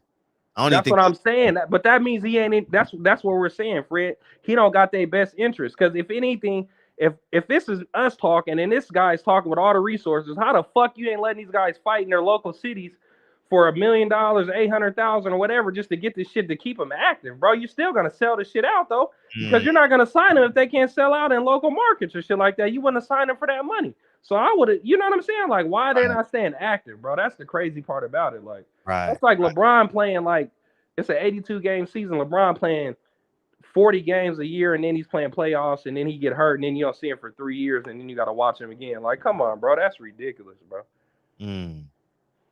Yeah, that does make sense. Earl should have like the auto play should be. Well, I'm gonna just go. He's in Texas. He can go to 4 arenas. He can go to 4 cities right there and sell them all out. That you go to the Rocket, you go to Toyota Center, you can go to you sell out the football stadium. You can go to the American Airlines Arena. You can go to San Antonio with this shit. Like, bro, you got 6 places in Texas you can go sell out. Why wouldn't I go give me a $2 million and just go get my bag real quick and knock this dude out and then still stay active? If he's doing it on Black Prime, shit, I won't even get on pay-per-view, bro. Just put me on some shit. I don't even give a shit. Just let me come knock the dude out and get my money out the door. That's a fact. That's a fact. That's the weird shit. And that would be a genius move. Like, just go to the Star Center. He'll definitely sell that out, and he'll get the door. He'll get a guarantee or whatever just to stay active, because Earl is up against it now in terms of age, and I think his fans are slightly frustrated, because I'm a fan of Earl, and I'm frustrated because Earl, my favorite fighter, can't even watch him, bro. How can you, bro? We get him for what, 45 minutes in 2 years? Like, you're only watching this shit for 40 minutes in 2 years. Like, I seen him fight the boy Ugas, and that was 40 minutes. I ain't seen him fight in a year. Like, bro, what the fuck? Like, how I'm gonna be my favorite fighter? Like, buy all his merch, have all my kids. Like, how I'm gonna go do this and I can't even watch him? Like, I'm only watching 40 minutes of this dude, bro. Yeah, and I don't think they grasp that understanding of the market, because when you are passively aggressive as an athlete, and especially you're a non-team sport, people just gonna move on. Facts. Yep. You know, like you're literally just gonna move on, and it's the reality of the sports market, because I love basketball now. You know what I mean? Like, this is the first year in probably a decade where I'm scouring the TV for basketball games, you know. Yeah. Because of Lincoln, you know. Mm-hmm. You got something invested into it, now you're looking at like, how we doing this? Like, yeah, you know what I mean? And I think that even Earl, even Wilder may be up against it too right now, you know. Like, he got to come right back. He got to come. He only had one round. He should have been. His fight should be announced right now, just to get back right now. You can't go into July talking about we're about to announce it in November and shit like that again. Now the whole buzz is dying down. But you got a whole new generation coming in a year and a half. They ain't even gonna know who Deontay Wilder is with that sort of thinking. You know what I'm saying? Like, it's just what it is. Like, good point. Alicia Baumgartner, like, all these boxers, bro, this shit, like, the UFC do a great job of like keeping their people scheduled out and doing it. People complain about the pay or whatever, but bro, the activity and the way that you're in tune with a program and the way that you're doing that, I'd rather be included in that than be fighting every 2 years and I don't know when my money's coming. And I'm not smart enough to be able to be creative about my investments. That's the thing too, because like, you look at Daniel Jakes, it look like them guys are their own men, like they're like smart, you know what I'm saying? And like, then you got a lot of guys that probably don't got no guidance. They out here just taking the money. Now they're screwed. Rolly might not ever see a fight again, bro. I don't think Rolly might not ever see the ring again, because his pay might be too high after that tank. He might have drove himself out the market. You see, I don't know if I want to fight. Now he's calling out Earl Spence because he got a high payday or whatever. His payday was higher. Now he don't want to go fight for no, you know what I mean? No little guys or nothing like that and really be a boxer. He's looking for the paydays. And that goes into the thing too, where you messing it up, you know, you're messing it up. It's just like the music industry. All these artists, you book them, they want to get paid more than what you can make at the door. It's like, I can't pay you that, bro. There's no way. The market don't suggest that. If this arena's 3,000 people, bro, and I'm charging $30 a head and you want $40,000, I'm gonna split my money in between 56,000, you know, at revenue, and then have 16,000 to play with. I can't do that, bro. That don't even make sense. Right. Because somebody at the door steal my money. Now I'm in the L, you know what I'm saying? And they don't think about it like that. They're like, okay, instead of going to take 3-day weekend and get 20,000 a show, no, I need 45. Now you just left 30,000 on the table because you wanted 120. I'm gonna go get my 50, you know what I mean? Whatever the numbers are, and go get my money and get on. Like, they don't think about it like that. Right. Because there's no way Charlo and them guys shouldn't be fighting. No, you're right. And also, he had a chance to go to BLK Prime. Come on, bro. Roll it. That's what I'm saying. I would have went on there and knocked somebody's lights out. Hell yeah. but Louis the Coopers. Louis, I got a call from Vegas. Louis the Cooper said, "No, we're gonna put you in the title eliminator." A title. Omaha in front of all them fans, bro. I go out here and knock somebody's lights out in front of 19,000, whatever. Now these fans don't get a lot of boxing anyway. Now I'm gonna stay out here in this city for like 2 weeks, do a little giveaway or something like that. Now I done built this market up and I'm out of here, type shit. You feel me? Now I got a couple country people that want to spend with me in Omaha. Now I'm building my shit up. That's if I'm a boxer, because I'm independent. I'm not in a franchise like the NBA. I'm an independent, so I'm about to go out here and knock these dudes out for $600,000-$700,000. You guys is crazy as hell. Right. I don't know when Roey coming back, y'all. I don't know when, but he had the chance of a lifetime, though. I will say that, and he failed at it, so now he got to figure it out. But he should be active. Roey is a that's what I have, Fred. I'm talking hella. Oh, no worries. Roey is a great undercard fighter, man. He is the best undercard fighter probably PBC have. That's what I'm saying. You know what I mean? Like, he needs to stay active, man. He be fighting 4 times a year with me. I'm putting him in that motherfucking ring. Hell yeah. He talking everything. Whatever, bro. What you want to do? I'm out here like, you get the retarded guy that just like to box and get beat up and fight and get knocked on his head. Bro, come up in here, Rolly. What you need? Just like they used to do to Santa Cruz and all them guys, giving all them guys in fights. But then it's like he done paid him so much high guarantees. I don't know if he can keep them. Yeah, but I mean, I would have Rolly fighting as much as possible, man. Because he ain't fought in a year, huh? Well, May the last weekend in May, so it'll probably be a year the next time he gets in. Because we're in these January already. January's done for PBC. February they doing some small cards, I believe, down in Minnesota. Yeah, but it's like the concert. You got to schedule that shit out 90 days, 60 days. You know what I'm saying? So. No, it makes sense for him, but shit, it's bad. It is bad, man, because we have literally watched these fighters go from 3 times a year, 4 times a year. All the fighters going. Now the PBC fighters don't even go to the fights anymore. Yeah, there ain't even no energy in the fights. They're not going in. You remember all that energy out? It used to be 15 fighters in that joint. Man, that content used to be crazy. You feel me? Like, that's what I tell people, man. When we used to go to PBC fights, man, Al Haymon had it right back then. Like I said, 2018, 19, Al Haymon is not 2022 Al Haymon. And that's just that's the truth of the matter. And y'all can argue, debate, do what you want. It's not the same. It's literally not the same. And man, it was rocking. PBC fights, the trainers, the fighters were all there, man, and they all supported one another. It was like an event. It was like going to a Jay-Z concert, I guess, where everybody show up and show out. You know what I'm saying? But now, man, give me a break, man. Man, there's no way in hell. You sit out there on the couch with your family, bro, and chill. You can't. That energy ain't even the same. Like it's not. It's not even reciprocated the same way. You can't even. You know what I'm saying? I know exactly what you're saying. Well, look at Saturday's fight. It was no post-fight interviews after. If it wasn't for Ellie with Earl Spence, we wouldn't have got no post-fight interviews, man. That's the only thing that we saw was Ellie. Ellie interviewed Earl Spence in the locker room. If we had got that, we wouldn't have got. It was nothing. Yep. Nobody said anything. Rolly said something. You know, I just like listening to Rolly at this point. You know, he's so retarded. He's like, I want Earl Spence. Yeah. What's up, Travis? And but it's they'll never have that again. You know, I think when you look at it, when we get a little older, like when you get a little OG grandpa status, you're gonna look back at all this content in these fighters, and they're gonna be regretting this shit so bad because it's like, you know what I mean? Just the opportunities that was missed, even with the merch, like. Frank Martin, like, bro, I'm on TV. Where's the merch? Is the hoodies out here or something? Like, what we doing? Like, you know what I'm saying? Like, they're just not even maximizing the opportunity. Right.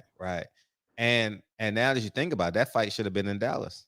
Bro, at the spot, not the big field, but the practice facility, I would have built that shit up right in there, bro. Got my issue.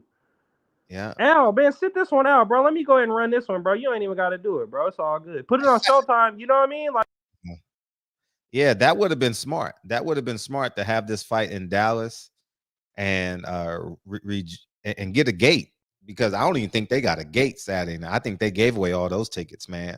You know what I mean? I don't think that shit was profitable at all. You know what I'm saying? I think that at the end of the day, here's what's gonna happen at the end of the day. All these fighters gonna be like, Fred, you were right. Fred, you were right. Oh man, I should have listened to you. Oh, why didn't I only fight once a year, once every 2 years? Man, that ain't gonna fix your wife leaving you in a depression that is gonna cause because of the amount of money that you're gonna be like, yeah, I told you, but it's like, bro, you're at a point now. You're trying to, you an OG. You're like, bro, I'm trying to show you off the mistakes or whatever and the wisdom that I've learned being around the people, and they don't even want to listen. Like, I'm not like we always say, like with the black community, bro. I'm not. You're at a point now. I'm not trying to be a teacher, like, okay, well, you should have listened. Nah, nigga, listen now. What I'm trying to tell you, that was our grandparents and our ancestors. It's time to move forward. Like, let's put this shit in motion. Like, what are we doing? Right. I'll even give you guys a hard example. So now y'all know I used to train a lot of NBA players, right? Yeah. And I had this NBA player. I was not really a mentor, but I trained him and we talked. And when he got his first, not his NBA check out of the draft, he got drafted in the first round. Not that check, but when he got his second check, I called him and I said, listen, yada, yada, yada, yada, yada, yada. Where are you going to live when you retire? He said, man, I want to come back to LA and retire. I said, okay. Well, if you're going to come back to LA and retire, let's start this now. Let's start that foundation. Like, start that. Let's start building this shit up. So then 12 years or whenever it is, it's already right here ready for you. And man, all you got to do is sit back and kick your feet up and just keep this shit in motion. He didn't hear shit you had to say. He didn't hear shit I had to say. My best friend was like that in the league, bro. That's why I know, bro. That's what I ain't mean to cut you off, but I know exactly what you mean. He ain't want to hear it, man. He living a fast life. He in a condo in a high rise, living the best life possible. Got a big black. At that time, it was those big black trucks that they were driving, and he was living his best life, man. And now he's on the last contract. He's somewhere. He's now a 12th man, so he just shuts his mouth and gets checks now. And but when you had that $100 million contract, I told you, man, you should have put some roots in LA. But now you can't even afford the LA market. These guys are millionaires and can't even afford. If he moved to LA, there's no way he would have the lifestyle that he wanted. Nope. No. And so and then so we talked at this year, and I was like, man, I wish you would have listened to me. He's like, man, you were right, Fred. I should have listened. And this is the information that I'm telling. Don't listen to these fans. Terrence Crawford, you're responding too much to these fans. Earl Spence, you're responding too much to these fans. These fans are emotional. They don't know shit. They've never had the money. They ain't never had to make $100,000 decision versus $1 million decision. Stop listening to these people. They don't know the infrastructure and the decisions that you have to make. So that's why I'm talking directly. And they're gonna hate me. But I guarantee you in 5-7 years, I'm like, that motherfucker Fred was right. Earl Spence and Terrence Crawford. The build up to this fight, but they could have ran 3 fights back to back to back. Don't you think Floyd Mayweather goes to bed every night like, I fucked up that Manny Pacquiao shit playing this fucking game? Don't you know Manny Pacquiao thinks about that shit? I fucked up this money playing this Bob Arum, Al Haymon, Floyd Mayweather game. Yep, facts. Man, I'm willing to bet Floyd Mayweather, he's if he's chasing $10 to $20 million overseas, I know he's like, man, that $200 million I could have made in 2012 fighting Manny Pacquiao, I could have doubled that shit, and then it would have been $1 billion fight, and then it possibly could have been a $2 billion fight. Yep. Man, come on, man. Yep, that's a fact. Because there's no difference between Maidana and Manny Pacquiao. And one would say Manny Pacquiao may even, I don't know. I'm not going to say easier fight, but I mean, in terms of your alertness. Yeah. Shit, Maidana and Pacquiao, you got to be on your P's and Q's. But he fought Maidana twice. Is it about the money though? You think, or is this about power? Like, you get what I'm Power. saying? Because it can't be about no money. Because if you was broke or you was going bad like Al Haymon, I'm calling Wilder, bro. I'm getting Eddie Hearn on the phone. Let's put this Joshua fight overseas right now and sell this shit out and do it. No, like, I don't get it. What is this really about though? Like, it don't make sense. I'll tell you. They assume the reality of their handlers. There you go. So if I'm with Bob Arum, this is my side of the street. I'm doing XYZ. They don't know there's no such thing as the side of the street. There's no such thing. That's for Bob Arum to make his money and Al Haymon to make his money. And all that and the other shit, it don't matter about nobody else. It don't matter about nobody. So when we say other side of the street, that's for Bob Arum and Eddie Hearn and all these guys to make their money on their little islands. I don't even think they put Eddie Hearn in that algorithm, bro. I think he's just a outsider. Like, when it come to Al and Eddie, when it come to Al and Bob, even Bob, like, I think Eddie's like little stepson or something. You know what I'm saying? They make him feel that way, definitely publicly, but he's just one fighter away. Yeah. No, but I don't think Eddie's like that. I think this is what I think. I think Leonard got hyped up off Al and running to think he was doing something. He tried to demoralize, you know what I'm saying, Eddie. Now look at Leonard. You know what I'm saying? Like, I'm like, bro, you try to demoralize this. He was at least trying. Now look at you. You look like a clown. But you're a part of the problem. You're the reason why this shit's all messed up. You guys should have brought him in and tried to create this shit the way. He had investors from overseas. You guys could have worked together, built this shit up like an infrastructure, and everybody would have been eating steel. Like, why you want to fight with him? Like, he came over here and put his money up with Devin. Hey, at least he tried, bro. Like, these guys won't even try, and then you guys want to talk bad about somebody. This dude came over here blindsided and put his own money up. I don't care where he got the money. That's like you going to Europe and you got a hard money lender. He's going to give you the money for a project for a school. I'm going to take this shit on, at least try. It's just like, how you going to get mad at like Deion Sanders for a university? He tried, bro. Like, you guys want to like knock down the people that's trying, but then the people that's robbing you guys want to praise them. I don't understand that. There was no black business that Deion Sanders mentioned that offered to financially enable him at Jackson State. I heard Aflac, I heard Walmart, I heard Under Armour, and there's a few others. So black LeBron James worth $1 billion. No. Michael Jordan. Ain't him and Michael Jordan the same age? Like 55, 56? Yeah. Then they play baseball. Shouldn't they have something in common? Like, and Deion Sanders a real one. Why Michael Jordan didn't step up and help him? Yeah. Why his teammates? Why Deion Sanders' teammates didn't step up? Come on, bro. Because that's how they do. Exactly my point. So all these black people coming in, man, listen. So at the end of the day, I'll say this. Leonard Ellaby is a great example. I'm glad you mentioned him because he been through the highs of the highs. Yeah. The highs. As high as you can get in boxing. In business, really, $1 billion nights and shit, like $300-400 $1 million nights in 2 hours. Bro, that's the biggest. Them are the biggest nights in business as a whole. Like, and now he's promoting $6 cards on the internet at the Cosmopolitan with nobody there. When they could have had their own casino, if he would have just did all it right with his own people, they could have been building. And they had MGM. They had all them people under their wing, bro. That shit don't even make no sense. They had that little. They had the whole strip of Vegas, bro. They could have did whatever they wanted to, and they was printing money out that motherfucker, bro. They could have had anything. Floyd could have built his own casino in there with the MGM, and they would have like, okay, Floyd, you want a small one? We'll give it to you, but it's yours. Like, what the fuck? Yeah. See, Floyd got caught up in the. See, they knew Floyd like trinkets. They bought him a Bugatti. Floyd, that's only $1 million. But he forgot. Floyd's like Drake, man. Yeah, like he's the Drake of the music industry when it comes to like, bro, we'll give you $600 million. Here you go, bro. Here, take this. Yeah. You still don't own all this shit. Drake still don't own all this shit. You get what I'm saying? Like, he's still Drake, but he don't own all of it though. But you know, here, take this 700 advance, $700 million. But he forgot he already got $1 million.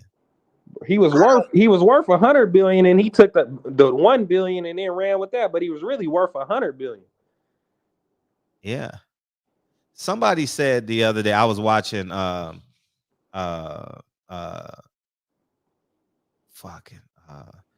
Drink Champs with what is that? With those young brothers that's financially Earn your educated. leisure. Yeah. He said, how come you only see black people with $1 billion? You never see them 2 billion, 3 billion. You only see them 1 billion. Because they keep them there. Yeah. That's how. You That's know how what I the mean? They keep infrastructure them set there. up. And I said this many moons ago. Floyd should have his own night in Vegas. Once a month, twice a month. From boxing to comedy to What's that? Mayday. What is that? Mexican night, May 5th? Cinco de Mayo, right? Yeah. That's his day. That's Floyd Day in Vegas. When it really come down to it, like, I mean, how does he not have his own day, Fred? Yeah. He ain't a good person, bro. Yeah, he's not a good person. Yeah, he's not a good. I mean, yeah. But man, they blew it back. Kyle, what you got? And so, but yeah, Tavion, I just think that it's it's sad, bro. Like, yeah, and these fighters are gonna feel it. Jamal Charlo especially.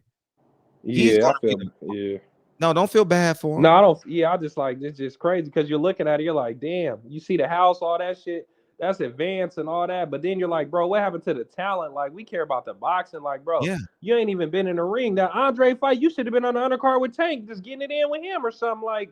But you can't fight. Like, I don't understand. That raises the price, the ticket price, an extra $15.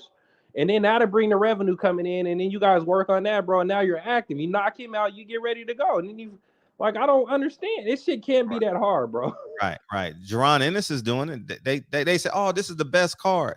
It's not the best card. It's a lot of notable names on there. These guys are favored by 1.5 miles against their opponents. 8-1 all the fights. Yeah. You got to parlay all fights. You got $100 to break even. Yeah, right? exactly. Yeah, but that's how dumb boxing fans are. They'll Tank Davis is fighting a guy that won a fight at a lower weight class against a B-level fighter. Exactly. But you know what's so crazy? If you think about it, like, if you're smart, I'm not the smartest guy, in the world, or you know what I mean? But if you're looking at the model, you see all these people on the UFC roster, they're in Las Vegas. You see Dana White come in there and take over all this shit. Al was in it before. And you see all these fighters fighting at the Apex, right? You see an Apex arena. Bro, that's $100 million. The dude, I'm not trying to count nobody's pockets, but if you had $1 billion, you could have built you an Apex with a boxing ring in there, and then it's had the Showtime people come in there, and then the weekends or the weekdays, you don't want to throw nothing off on a Saturday or something, just put this shit on Showtime for free and just have these little dudes just knocking each other out or something, and have a venue in there with like 1,000 people, and then just keep the revenue coming to have PBC as a brand going all across the TV. That still gives you more leverage, and the fighters stay active. So you still got hope on the product. Man, listen, I said that. I don't understand that. I said that Al Haymon doesn't even have a home gym. Come on, bro. That's crazy. Like think about it. PBC doesn't even, it's no way in hell I would be that big. Al Haymon is big time, right?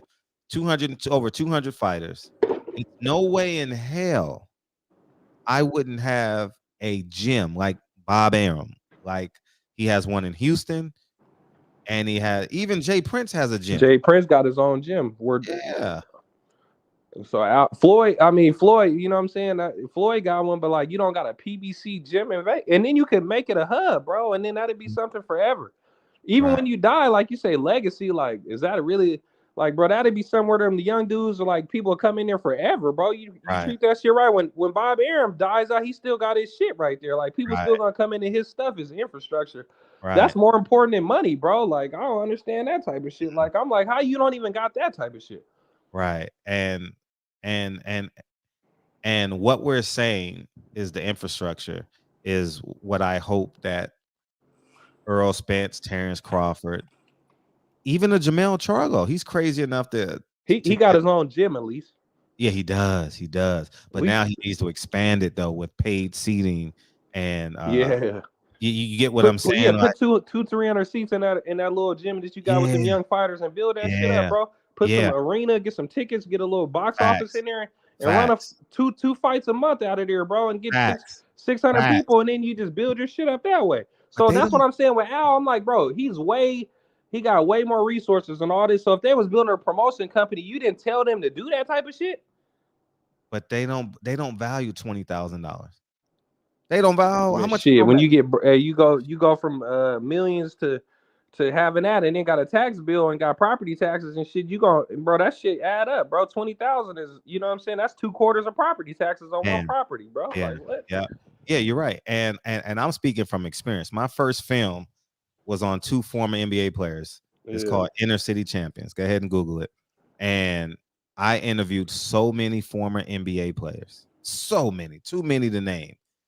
From Showtime Lakers to the Celtics to whatever. I interviewed them all for this. Some of them did make the movie, some of them didn't. Even Michael Jordan was in the movie, right? And the reality is they had no plan for retirement. No plan.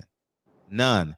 Zero. Zills. I interviewed a guy who was an NBA champion for the Lakers and is not bringing in any revenue besides that $4,000 a month, $3,000, because the retirement was different than it was now. Exactly. So they're not bringing in the money, and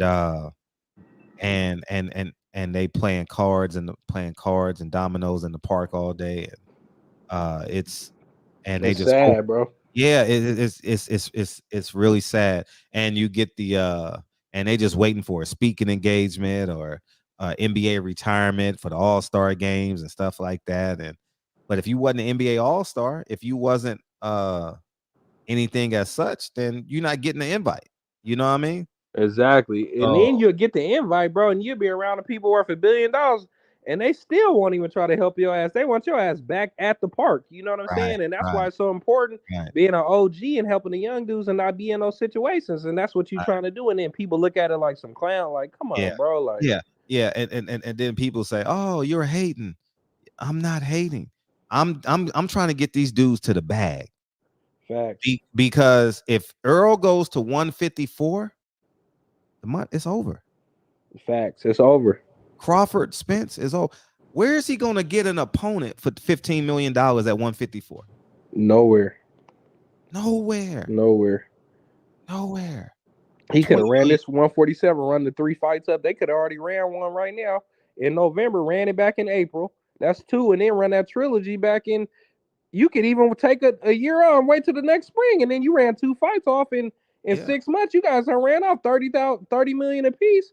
Now we got more leverage for the third one. Even if the third one don't go, then we still ran our bag up, and then we can go to 154 and then politic there though. But we got this shit out the way though. You know what I'm saying? And like, that second fight is gonna do hella numbers. Come on, Fred. That second fight is gonna do bananas. It's gonna be one of them fights. Where were you?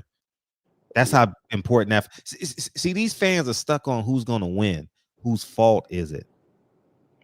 That's all they stuck on the internet. It ain't nobody's fault. I mean, it ain't. I'm willing to bet their prospective teams got this. Not all of them, but some of them got the same perspective. It's Earl Spence boys are like, man, it's Crawford's fault. He's this, he's that. Crawford boys like, it's him, is that. When in reality, Spence and Crawford should be like, hold the fuck up. Hold up. Let me see this shit from 50,000 feet. Nah, loyalty, Fred. Earl's too loyal to Al, bro. Let me see this. But Al can be in the play. Who cares? No, he don't want them to do that though. Because that's not how they structure it. That's what we were basically saying the whole conversation. Like, it's not that hard. Like, why wouldn't he want? Mickey Bay said it to you when he was on the call. He said he grew up in the same neighborhood as Al. So why wouldn't Al use his common sense to help Mickey Bay and Tevin Farmer out to make some money when they go to the same church? Mm-hmm. But that goes back to the same people in the NBA and the community, bro. They don't give a fuck. The sad part about it is, bro, the truth is in the black community, bro, I don't give a fuck if they want the power or whatever. They don't really want you to win, bro. But look, that's in business in general. But they want to blame the black people when you get mad at Al and saying doing that. But then when Bob do it, Bob's the worst person in the world. Bob's just following the business structure, bro. You should be more mad at your own people for doing it because, nigga, we over there trying to fight through to get through shit, and this shit ain't making no sense. Right. And it's, I mean, and the fact that BLK Prime has surprised the market. Now they mad at Blue Blood. Yeah, it's not even about Blue Blood though. See, this is the ignorance of these people. It's about Earl. At the end of the day, it's about Earl Spence and Terrence Crawford. The fight. It's on them. Yeah. And I'm not letting up. It's on them. We want to see the fight, bro. Like, you know what I'm saying? That's just what it is, bro. Yeah, the fans want to see the fight. But in terms of the reality of this thing, Al Haymon must follow Earl Spence wherever he goes. They can even fight on PBC. I think he'd rather not let the fight go than put that shit on there where he ain't in control of it. He's like, fuck it, we ain't gonna do it. Because think about it. If Floyd had the money, like, I mean, I'm not trying to count no man's pockets. Floyd got an $18 million watch, bro, that he puts on his wrist. You can't put in, bro, are you serious? You can't go put a line of credit off on that and get a loan for the fight? I mean, Fred, are you kidding me, bro? Like, that don't even make sense. No, he got a watch worth $18 million, bro. One watch that you put on your wrist. Right. And you guys can't even come up with the funds to fund the fight. Yeah, man. It makes no sense. So let's say it was Terrence Crawford's fault, right? Nah, it ain't. No. But let's say it is, because let's satisfy them. I'm listening. Yeah, I'm with you. Wouldn't you think if I'm Earl Spence and Terrence Crawford said he was talking to Al Haymon? He didn't say he was talking to Earl. He was talking to Al Haymon, right? And it's Terrence Crawford's fault. Yeah. Earl, wait. Earl Spence called Terrence Crawford and said, what happened? What happened with the negotiation? I wouldn't call Al. Yeah, I'm calling you directly, like we would talk together before even. Yeah. For sure. What do we got to? Hey, Terrence. What we got to do to get this fight done, Terrence? Bro, you know how many options they have, Fred? You know how you got one option? You say you got a real estate deal, bro. You done cut all, bro. I'm 10 properties in. I done leveraged all my assets out. I got $2 million in the bank. Right, $2 million in the bank. I'm leveraging my assets out. The bank saying I need $3.5 million. I gotta call my boy for $1.5 million. He got about 10 investors. What do we got to do to come up with 2 investors just to be able to get the 1.5 so I can leverage this out and we're gonna make $20 million? Right. I can't because I'm already asset out. But what do we got to do? That shit ain't that hard, bro. Wait, it's not, because Floyd Mayweather and Manny Pacquiao did it. They got, bro, you're dealing with one answer. You only got one option. They got 100 options to be able to make the fight. That's what I'm trying to tell you. The moment, so let's say Terrence Crawford told Earl, like, hey, dog, your boy Al said there's no guarantees. If you give me $17 million, I'll fight you. Facts. And then call Warren Buffett and get that wire over. Wait. And then now Earl is in the lead now, because he goes back to Al and say, can we give him 17 million? Can we guarantee him 17 million for this fight? What it look like? Show me the real numbers, Al. What's the real numbers? Now Earl Spence understands 360. See, these fighters don't understand the 360 deal. Yeah. They don't understand everything. Like, how much is the promotion? How much is the venue? How much is whatever else, the shoulder programming, whatever that is. So he says this, right? So now Earl goes back to Terrence, like, look, T. The gross on this fight is about $70 million. It's projected to do 500,000 pay-per-views. Can I guarantee you 11 million, and anything over 500,000 pay-per-views will you take 30%, I take 70%, you take 40%, I take 60%. And Fred, can we throw in something like this? Yeah. Can we throw in the merch for both of us, and then we'll promote that merch up in there? Then we'll take we'll split the merch 50-50 on top of that, just, prelims, and get that wired out too as well. I mean, it's a couple dollars, but it might be $1 million in merch after we get done running out on a trip. The merch is coming. The merch is coming. The merch is coming. I just, what's going to take for you to sign this contract? Because right now, I really don't. Right now, honestly, Terrence Crawford is tweeting. The fuck you tweeting for? You got his phone number. The fuck you tweeting this nigga for? Like, see, I'm a very practical man when it comes to business. I don't really care about the emotion. I'm not going to go on Instagram and say, man, I tried to buy this house, man, but the real estate agent didn't. Nigga, I'm calling the owner of the house. That's how I got this house. I believe. But look, this what I think, Fred. This what I think. This what I think. Errol Spence is my favorite fighter in boxing, bro. My favorite fighter for sure. My favorite guy. I think Terrence Crawford is the man doing that, and I think Earl's getting blindsided by Al Haymon. I think his loyalty to Al's over there, messing up the whole infrastructure. Because if that wasn't the case, then it would have been him in the ring and not in Terrence Crawford in the ring. Terrence Crawford trying to fight, bro. I don't think it's more. I think it's Al Haymon stopping it. Al's like, I want to do this. We're doing this, Earl. We're gonna do it, but it's gonna be next year. You're not gonna do it this year, and you're not gonna be able to fight until April or May, until we get the, you know what I mean, until we get the funding. Right. But you know what I mean? But being practical, like we just talked about for the last 30 minutes, why wouldn't you put him in the ring just to get a tune-up, just to get staying active? That's what I'm saying. Like, but I don't think Earl has no power, bro. I really don't think. Sad to say is I don't really think Earl has no power, bro. Well, Al is the clipper of that shit. And Terrence is independent now. 1000%. See, now that's the sad part about it. Because I mean, it ain't sad, but I love Errol Spence as my favorite fighter, but it's looking like Terrence got more power than Earl. But we was already talking about Terrence and having no power with Bob. Now it's looking like Terrence got all the power. No, he didn't. Terrence didn't have power. But he got out of it though. But that's what I'm saying. He got out of the deal. Now he has absolute. Now he's like, hold up, this feels good right now. And he's up. Good. And he done got a payday before. So yeah. I'm free. I just made 20 million, 25 million. I don't know. Let's see. 10, 6, 4. He done made about $20+ million. And then fights. Exactly. Then you got to think about Earl too. Earl, my guy too, like my favorite. You know, I keep. Yeah, but at the end of the day, I say this. Everybody go Google that clip. Go Google that clip of Floyd Mayweather and Manny Pacquiao when they got stuck with that storm or that tornado or that hurricane in Miami at the Miami Heat game. And there is a video of them in a hotel room by themselves.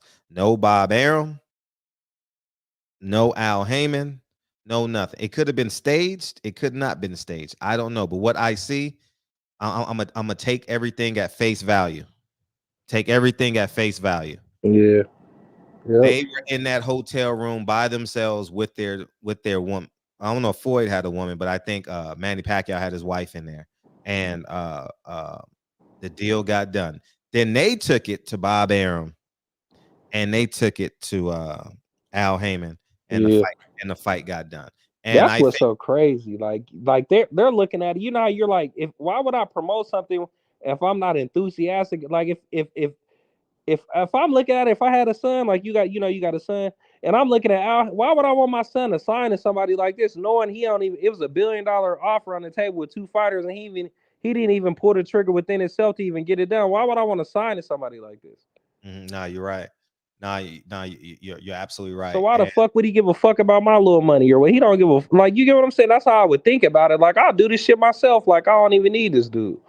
Right. No, you're right. No, you're absolutely right.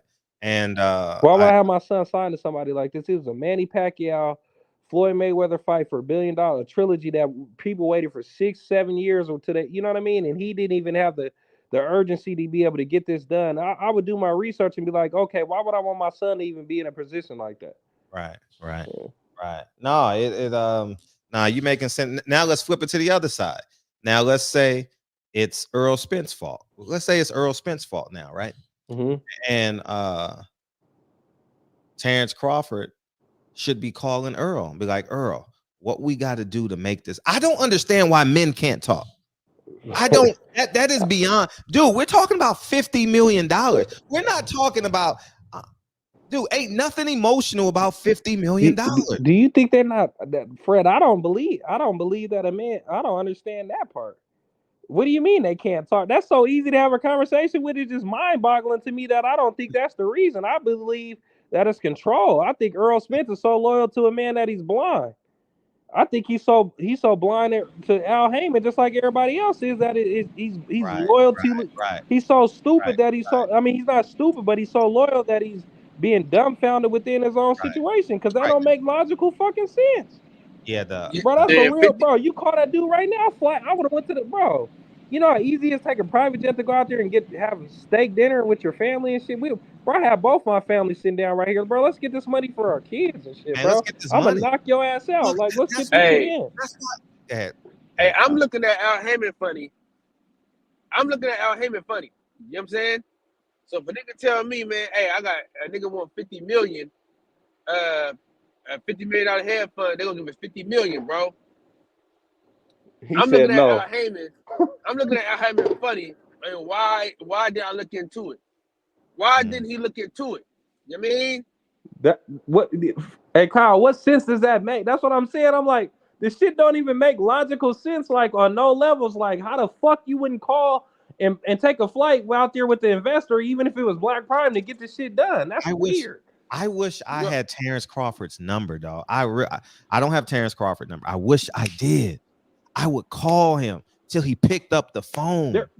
Hey Fred, so basically what you're saying is people are really this stupid though, like like in real life, like people are really this dumb, like they don't even think like that. That's basically what you're saying. It ain't really. So this is the thing though. When you've been doing right by me my whole entire life, right? It's hard for me to question a nigga that's been doing good by, like he been doing great by me. You mean? Yeah. So it's hard to question a motherfucker that's done everything right. Because it's so obvious now. Like now it's to a point where we need another fighter to come out and say something. Like fighters don't even got to say anything at this point. Look at the inactivity. Listen, but he been the only one throwing gems. Fred, Adrian Broner been doing this shit for a year now. He said this shit 8 months ago when you talked about this shit, bro. Yeah, but I'm just a YouTuber though. Tavion, you get what I'm saying? Like nah, that shit. You make more than you. Man, I know I'm worth more than 99. Man, I'm in the 1% of the 1%. So what I'm saying is this.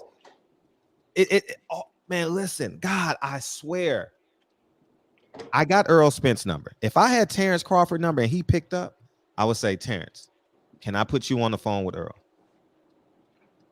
Yep. Can I put you on the phone with Earl? And hey, you know what it is too, Fred? What? They call you a disgruntled employee. You and Adrian Broner, y'all disgruntled. So we ain't gonna listen to y'all. We ain't gonna listen to y'all because y'all just mad at Al Haymon. Nah, I'm not. No, I'm saying that's what they saying. That's their mindset. That's like what people are saying. I'm happy I'm free. Now keep in mind, I did the same thing with Golden Boy. I had credentials and I stood up against Golden Boy. Then they took my credentials. Man, fuck the credentials. Man. I don't care. But that's the first four. We're not going to the first four. We in the penthouse right now. Yeah. So I wish I really because don't you know Riddick Bowe can't sleep some nights because he misses that $30 million he would have made against Lennox Lewis? Man, what? Don't you know Sugar Ray Leonard regrets not rematching Marvelous Marvin Hagler? Man, you know how many boxers and stuff probably on drug addiction and alcoholism because of some shit that they missed out on, like all this type of shit. Like, bro, that's crazy, bro. Right. It's just amazing the fights that you miss. Mike Tyson is selling everything, including his soul right now. Go on Instagram. You see a Mike Tyson commercial. It's his shirts. Then he got the little punching bag. He's selling marijuana with Evander Holyfield. Man, what ain't this man selling? That's what I'm saying, man. What ain't this man selling, man? Man, listen. Earl Spence. Yes, go ahead. Sad. No, I'm listening to you. My bad, Fred. No, Earl Spence, Terrence Crawford. It's not a matter of the fight. It's the money. You're not gonna get this money anywhere else. Oh. Earl probably can say, I can go fight. Fred, they're not getting that, bro. Fred, that's like doing. Damn. Yep. Go ahead, Kyle. Hey, Fred. Pride don't pay Yes. bills, man. You know what I'm saying? Niggas got too much pride, dog. No, I ain't got no pride. I ain't got no pride at all, man. Not man. See, I wish I can beat it to a drum. I didn't like neither one of their responses. People were online talking about Earl, but Terrence Crawford did the same thing. Well, I don't know. I'm gonna go see. I'm gonna go on vacation, and I'm gonna nah. Do you want to fight Earl? I want Earl next. I'm gonna call him tomorrow. I'm gonna call him Tuesday, and I'm gonna see where he's at with the fight. Earl should have said the same thing. Oh, me and Terrence just got off the phone. Me and Terrence are really, because what's the difference? Here's y'all Negroes, because y'all love looking up to people. Y'all got sky daddy issues. What's the difference between Bob Arum and Al Haymon negotiating the deal? There's no difference, except that you're dealing with primary sources with Earl Spence and Terrence Crawford.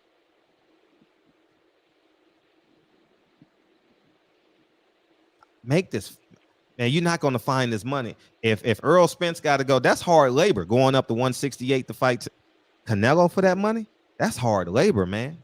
That's hard, man. Fuck that shit. That's hard labor, man. I don't know. I don't know. And this is the problem that we have. People can't handle honest conversation. They're emotional.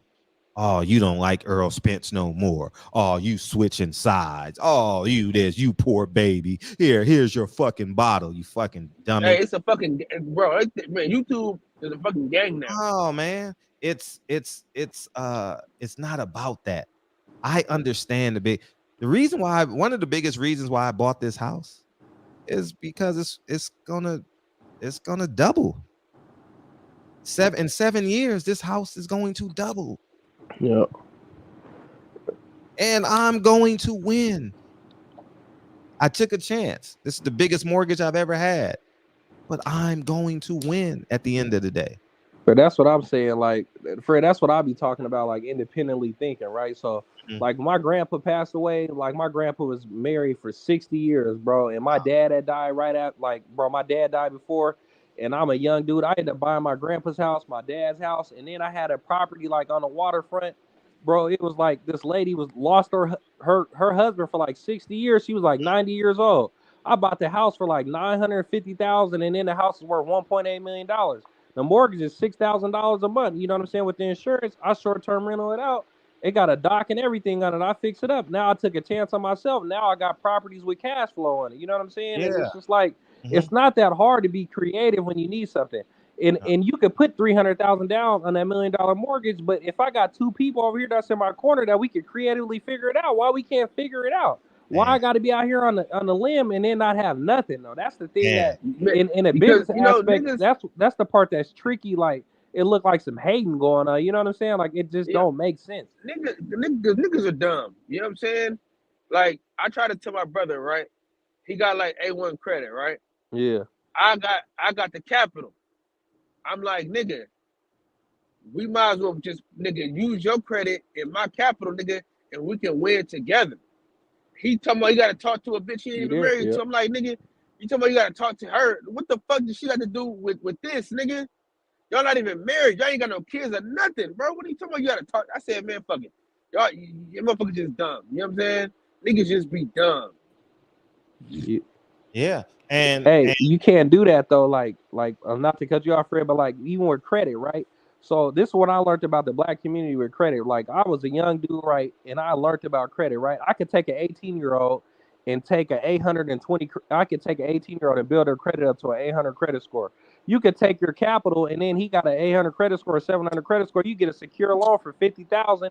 And you put it in the bank for 3 months and get that on there, and then the bank will finance you, and you could be able to do your taxes and stuff, right? You could go buy 4 more properties with your brother. But what's going to end up happening is, bro, some niggas or his girl, anybody can come in between and then mess up the whole infrastructure, and then everything can be messed up. And that's the difference between black people and, like, the other people, bro. The financial literacy part, bro, they don't want you to win. They want to destruct everything that's going on. You're right. You're right. You're right. Man, oh, Fred, remember that conversation you had about insurance, right? You said, man, at the dinner table, talk about insurance. Do you know these motherfuckers had? You know what they told me, bro? At the dinner table, dog. Oh man, we having fun, man. I ain't trying to talk about that right now. Yeah, I'm man. like, man. You should have kicked him out the house, bro. Say food's over. Nah, it wasn't my house to kick niggas out of, man. I just stopped talking. You to can't niggas, sit man. at the table with me. That's where you leave, bro. That energy. It's a whole lot of that going on, bro. Listen, bro, niggas retarded, man. I'm like, and then my mom's like, I'm like, you got everybody getting insurance policy. She's like, oh, I'm already fully covered. I'm like, nigga, we not. Like, motherfuckers don't be, man. I'm telling you, man. And then black people, you don't even want to tell them you got insurance policy. They'll kill you and then take your shit. You want to tell them to invest and they have some skin in the game, bro. Because they, Kyle, you got $2 million insurance policy on him. He's got $2 million on him. But your little cousin, your little 19-year-old cousin, that robbed you and killed you, and come up to the funeral and then and then kill your mom and take her money for their insurance policy or your wife. Right. That's how black people operate, bro. But yeah, it's a game of pimps and hoes. Check this out. They're promoting a fight that's not even signed.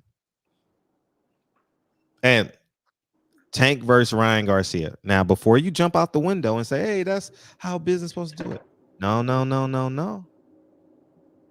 even think that fight's finalized. Andre Ward had a 3-fight deal. Kovalev on the back end. Signed, sealed, and delivered.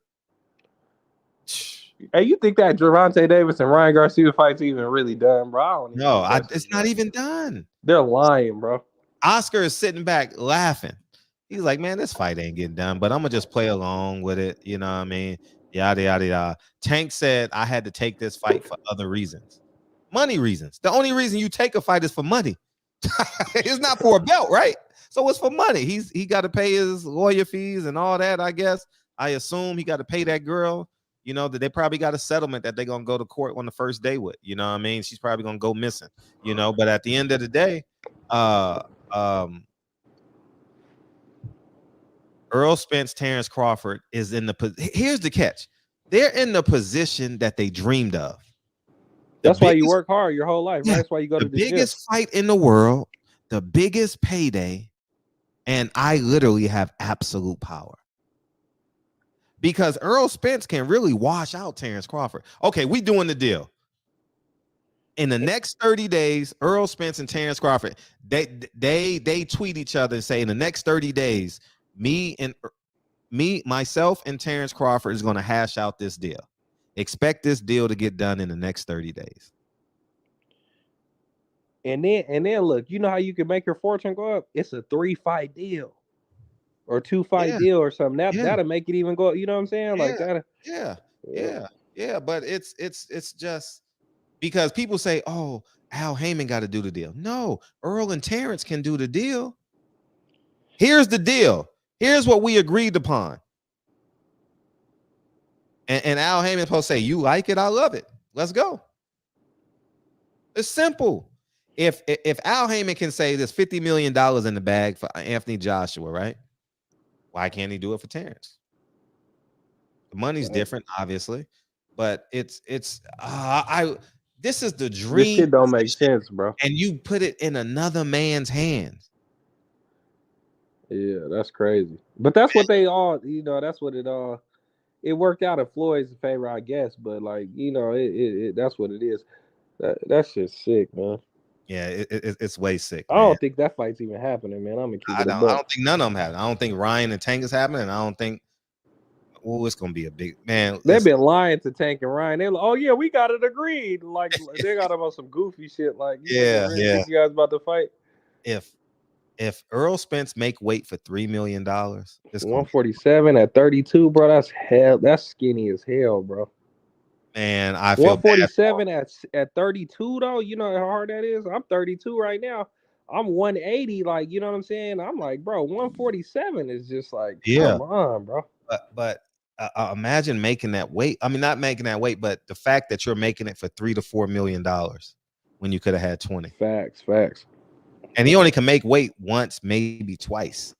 This is literally his last year at 147 without a shout. But here's the catch. The same way Bob Arum knows that he wants to give not Shakur, but Devin Haney versus Lomachenko. He wants to give Lomachenko the advantage. To April, because he wanted him to drain Devin out so he can't. Exactly. It's the same way he knows Al Haymon. Thank you. The same way Al Haymon knows shit. If I get him to 54, then I know he's toast, and then that'll save me some money. That'll save me some. See, Al Haymon is in the business of saving money now. He's not in the business of spending money. Because he already got the money tucked. So he like, I don't want to. I've been taking so many L's with this boxing shit. I don't really want to do these fights. Boom. There you have it. So you're like, bro, I'm looking at this like, bro, I'm not even trying to spend this little, this little couple dollars. Right. And that might be the last little money in the heads. You got to call some tax accountants and shit. You're like, man, you got about 20 million left in this account before you all this shit is, stacked up. You got to figure out some shit. You can't do nothing. He like, man, I can't spend this last little bit of budget until I get some more money in the budget. So then he over there probably like can't even wire no more money or some shit. Right, man. This was he probably, you know what he thought though, Fred? Who's he? Al Haymon. You know what he thought? What he thought? He thought getting into the business of boxing was gonna be getting into the Floyd business. He thought he had nothing. He thought he could do thought he could do what he did with Floyd with everybody else. And I think he used Floyd though to get the billion and then used everybody off. Floyd, that's the whole man. I've told it in pieces, but that was the whole game.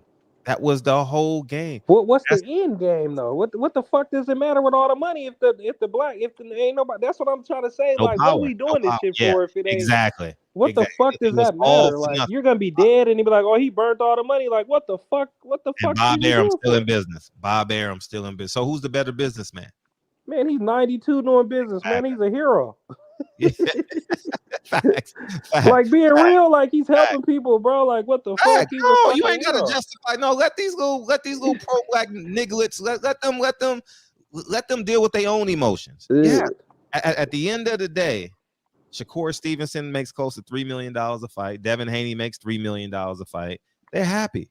You know what I mean? He served he's Muhammad Ali, like he did every fucking thing, like. Yes. And then if you get mad at him over 60, 70 years worth of work, and this dude's already been in this shit right here for about 5 years, then who the fuck is the problem? Yeah, man. So if I'm Terrence, fuck tweeting. Either show the contract and embarrass Al Haymon or call Earl Spence and get the fight done. That's all.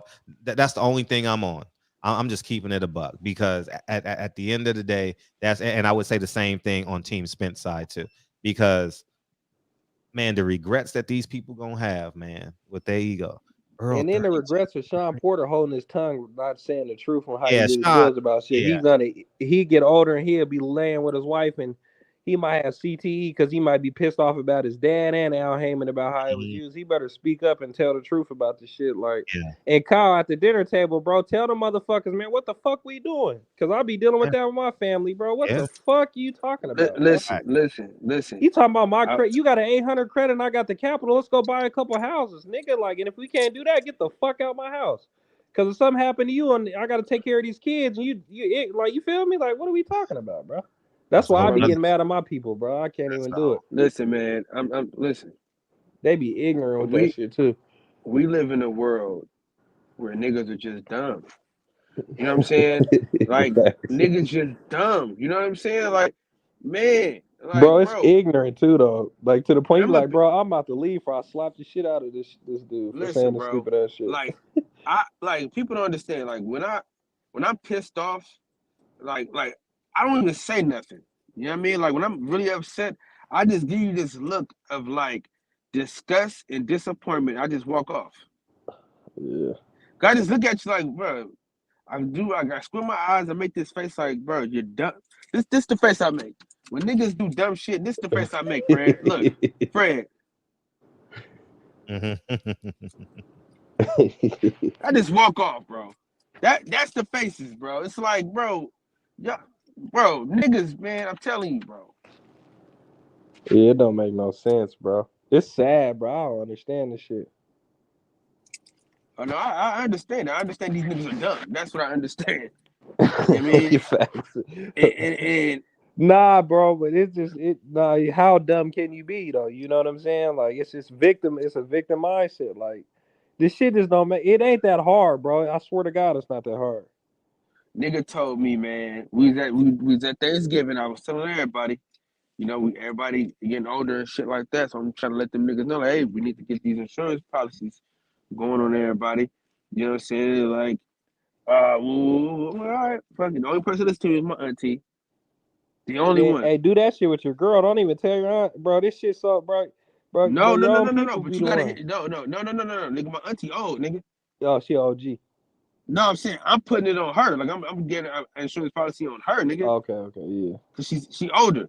Yeah. So that's what Fred was telling. Fred gave out hella game this one night.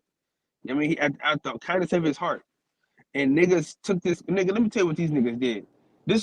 Listen, he gave out so much game this day, right? And the motherfucker gonna bring up the black struggle. I said, now what the fuck that got to do with this money we trying to get? Yeah, you got to bury your family. Like you got to put them in the ground, right? Nah, but look, you don't want them to like, bro. When the thing is about the life insurance thing, and especially that dealing with that shit, bro, you'll start dealing with people, bro. They want to, bro. They don't want you to be dead, so they can, bro. You be laying there with your body, bro, mouth wide open, bro. They be in all your shit, bro, trying to worry about it. Tell the coroner to come pick you up so they can go get the funds, bro. That's what I'm saying. That's how sick it is. Like you want to go get a $2-3 million policy, but you're like, damn, I can only do this with my wife because I can't do this with my family. Oh, your nephew got a $3 million policy, bro. You start looking around at people like that shit. That's how sick black people are though when it comes to that, bro. Yeah, a lot of poor people out here, man. Hey, Fred, what company did you go through? Oh shit. I'll tell you. It's on the counter. I'll tell you. I don't know. Don't know the name of it. There's hundreds of them now. Yeah, man. Do that with your girl. Don't tell her. Yeah, bro. That shit. Bro, you be little nephew. The way these little dudes is too, bro. You be your own little nephew to kill you for that little couple. I ain't got no niggas like that. And they won't even get the money. Then the bank would be like, "Oh, it was insurance fraud," and then you be dead, bro. All kind of weird shit with these niggas, man. Facts, big facts. People. You be dead and they don't get the money. That's what happened to Lorenzo Wright, the player for his wife. His wife. She's fucking the pastor. The pastor went and killed them. They killed them together, bro, for a couple dollars. Damn, isn't that crazy? Now they both. You said, who is that? Lorenzo Wright, bro. Lorenzo Wright out of Memphis, the center. Yep. He went to Louisville or something like that. Memphis. His mom went up there and said, "Why did you do this? I got to take care of your grandkid." All the shit. She was looking stupid, bro. Like I could, you know what I'm saying? Like all over life insurance and all that type of shit. Yeah, it don't make sense. So, man, let's get out of here, man. This was a great conversation, man. Hopefully someone from Spence. Hopefully. See, here's the catch, man. These motherfuckers be so emotional. They say, "Oh man, you hating on me." Nah, okay, well, you hating on yourself because there's 15 to $25 million out there waiting for you. And that money's hard to come by. That money is hard to come by in boxing. And if you think you can get 15 to 25 million in one shot, good luck to you. You know what I mean? Man, it's gonna be a recession next year, man. You better go get that bag because you were supposed to get this in 2020, fresh out of the COVID. You was calling this a couple years ago. It's time to go get it now, or don't go get it at all because this is the last chance. Facts, man. I appreciate you, Tavion, coming through, man. Yeah, thanks, y'all. All right, y'all. Your experience, man. Thank you, dog. Later. Thank you, dog. And Kyle, appreciate you coming through tonight, man. Thank you. For sure. Mm-hmm. Yeah, man. I hope y'all emotional Earl Spence fans, y'all emotional Terrence Crawford fans. Lorenzen, right? What up? Yeah, man. Tell them to make the fight. If you're gonna tweet Earl Spence or Terrence Crawford, tweet them. Have y'all called each other yet? I got your Don't they say in real life, man? Just call me, dog. Just call me. Why you on the internet? Didn't we just tell Master P and his son? Why y'all on the internet? Why y'all on the internet talking? Call me. Call me. That's it. Call me. Where you at with it? You know what I mean? Appreciate the people, Hernandez, man. Thank you, dog. Hey, Fred. Yeah. Keep one foot on their neck and the other in their ass, man. Mm-hmm. Now, I just want them to get the money because I know how hard these opportunities are to come. Less than 1% of chance you get an opportunity like this. How many fighters you know over the last 10 years made $20 million in a fight? It's not many. It's not many. It's not many, dog. It's not many. Out of all these fights, less than 1% of these fighters make $20 million. Shit. I don't know what it. You know, so I wish these brothers well, man, and I just hope that somebody is in their ear. Somebody's in their ear, like, hey, listen, dog. Hey, Fred is making great points, dog. I know you don't like how he's talking. I know he's very abrasive, but he makes great points. What does Terrence Crawford need? If they spoke to each other, that would just make everything better. Then Al wouldn't have no power. Bob Arum, well, he's not involved. He wouldn't have no. BLK Prime wouldn't have any power. Because listen, if Earl had a contract in front of him from BLK Prime, he could use that to negotiate with Al Haymon. I'm gonna tell you what they do in the real estate game, right? If you got 2 or 3 business partners, right, and you know your boy wants one property, you don't know which one is, you lock up both properties. My business partner, not my business partner, but a business partner locks up property A, the other business partner locks up property B. Then you go through inspection and you see which one you want, which one is you know, and you see what's up, and you say, nah, I don't want that one, and you go take that one. I'm just saying. And if you had something tangible to present to Al Haymon, say, listen, Al Haymon, they offer me $17 million with 40% on the pay-per-view. Is there anything we can do? Oh, yeah, we got that. And then you take that deal. Al Haymon say, I give you $20 million and 40% back in on the pay-per-view. And then you take that to BLK Prime. And guess what? You walk away with the greatest deal ever. Man, y'all need to hire me to be y'all negotiator, man. Y'all got too much respect for these men in suits, man. I'm just telling you. Barbershop conversations, man. Appreciate y'all. Peace, y'all. See y'all tomorrow, man.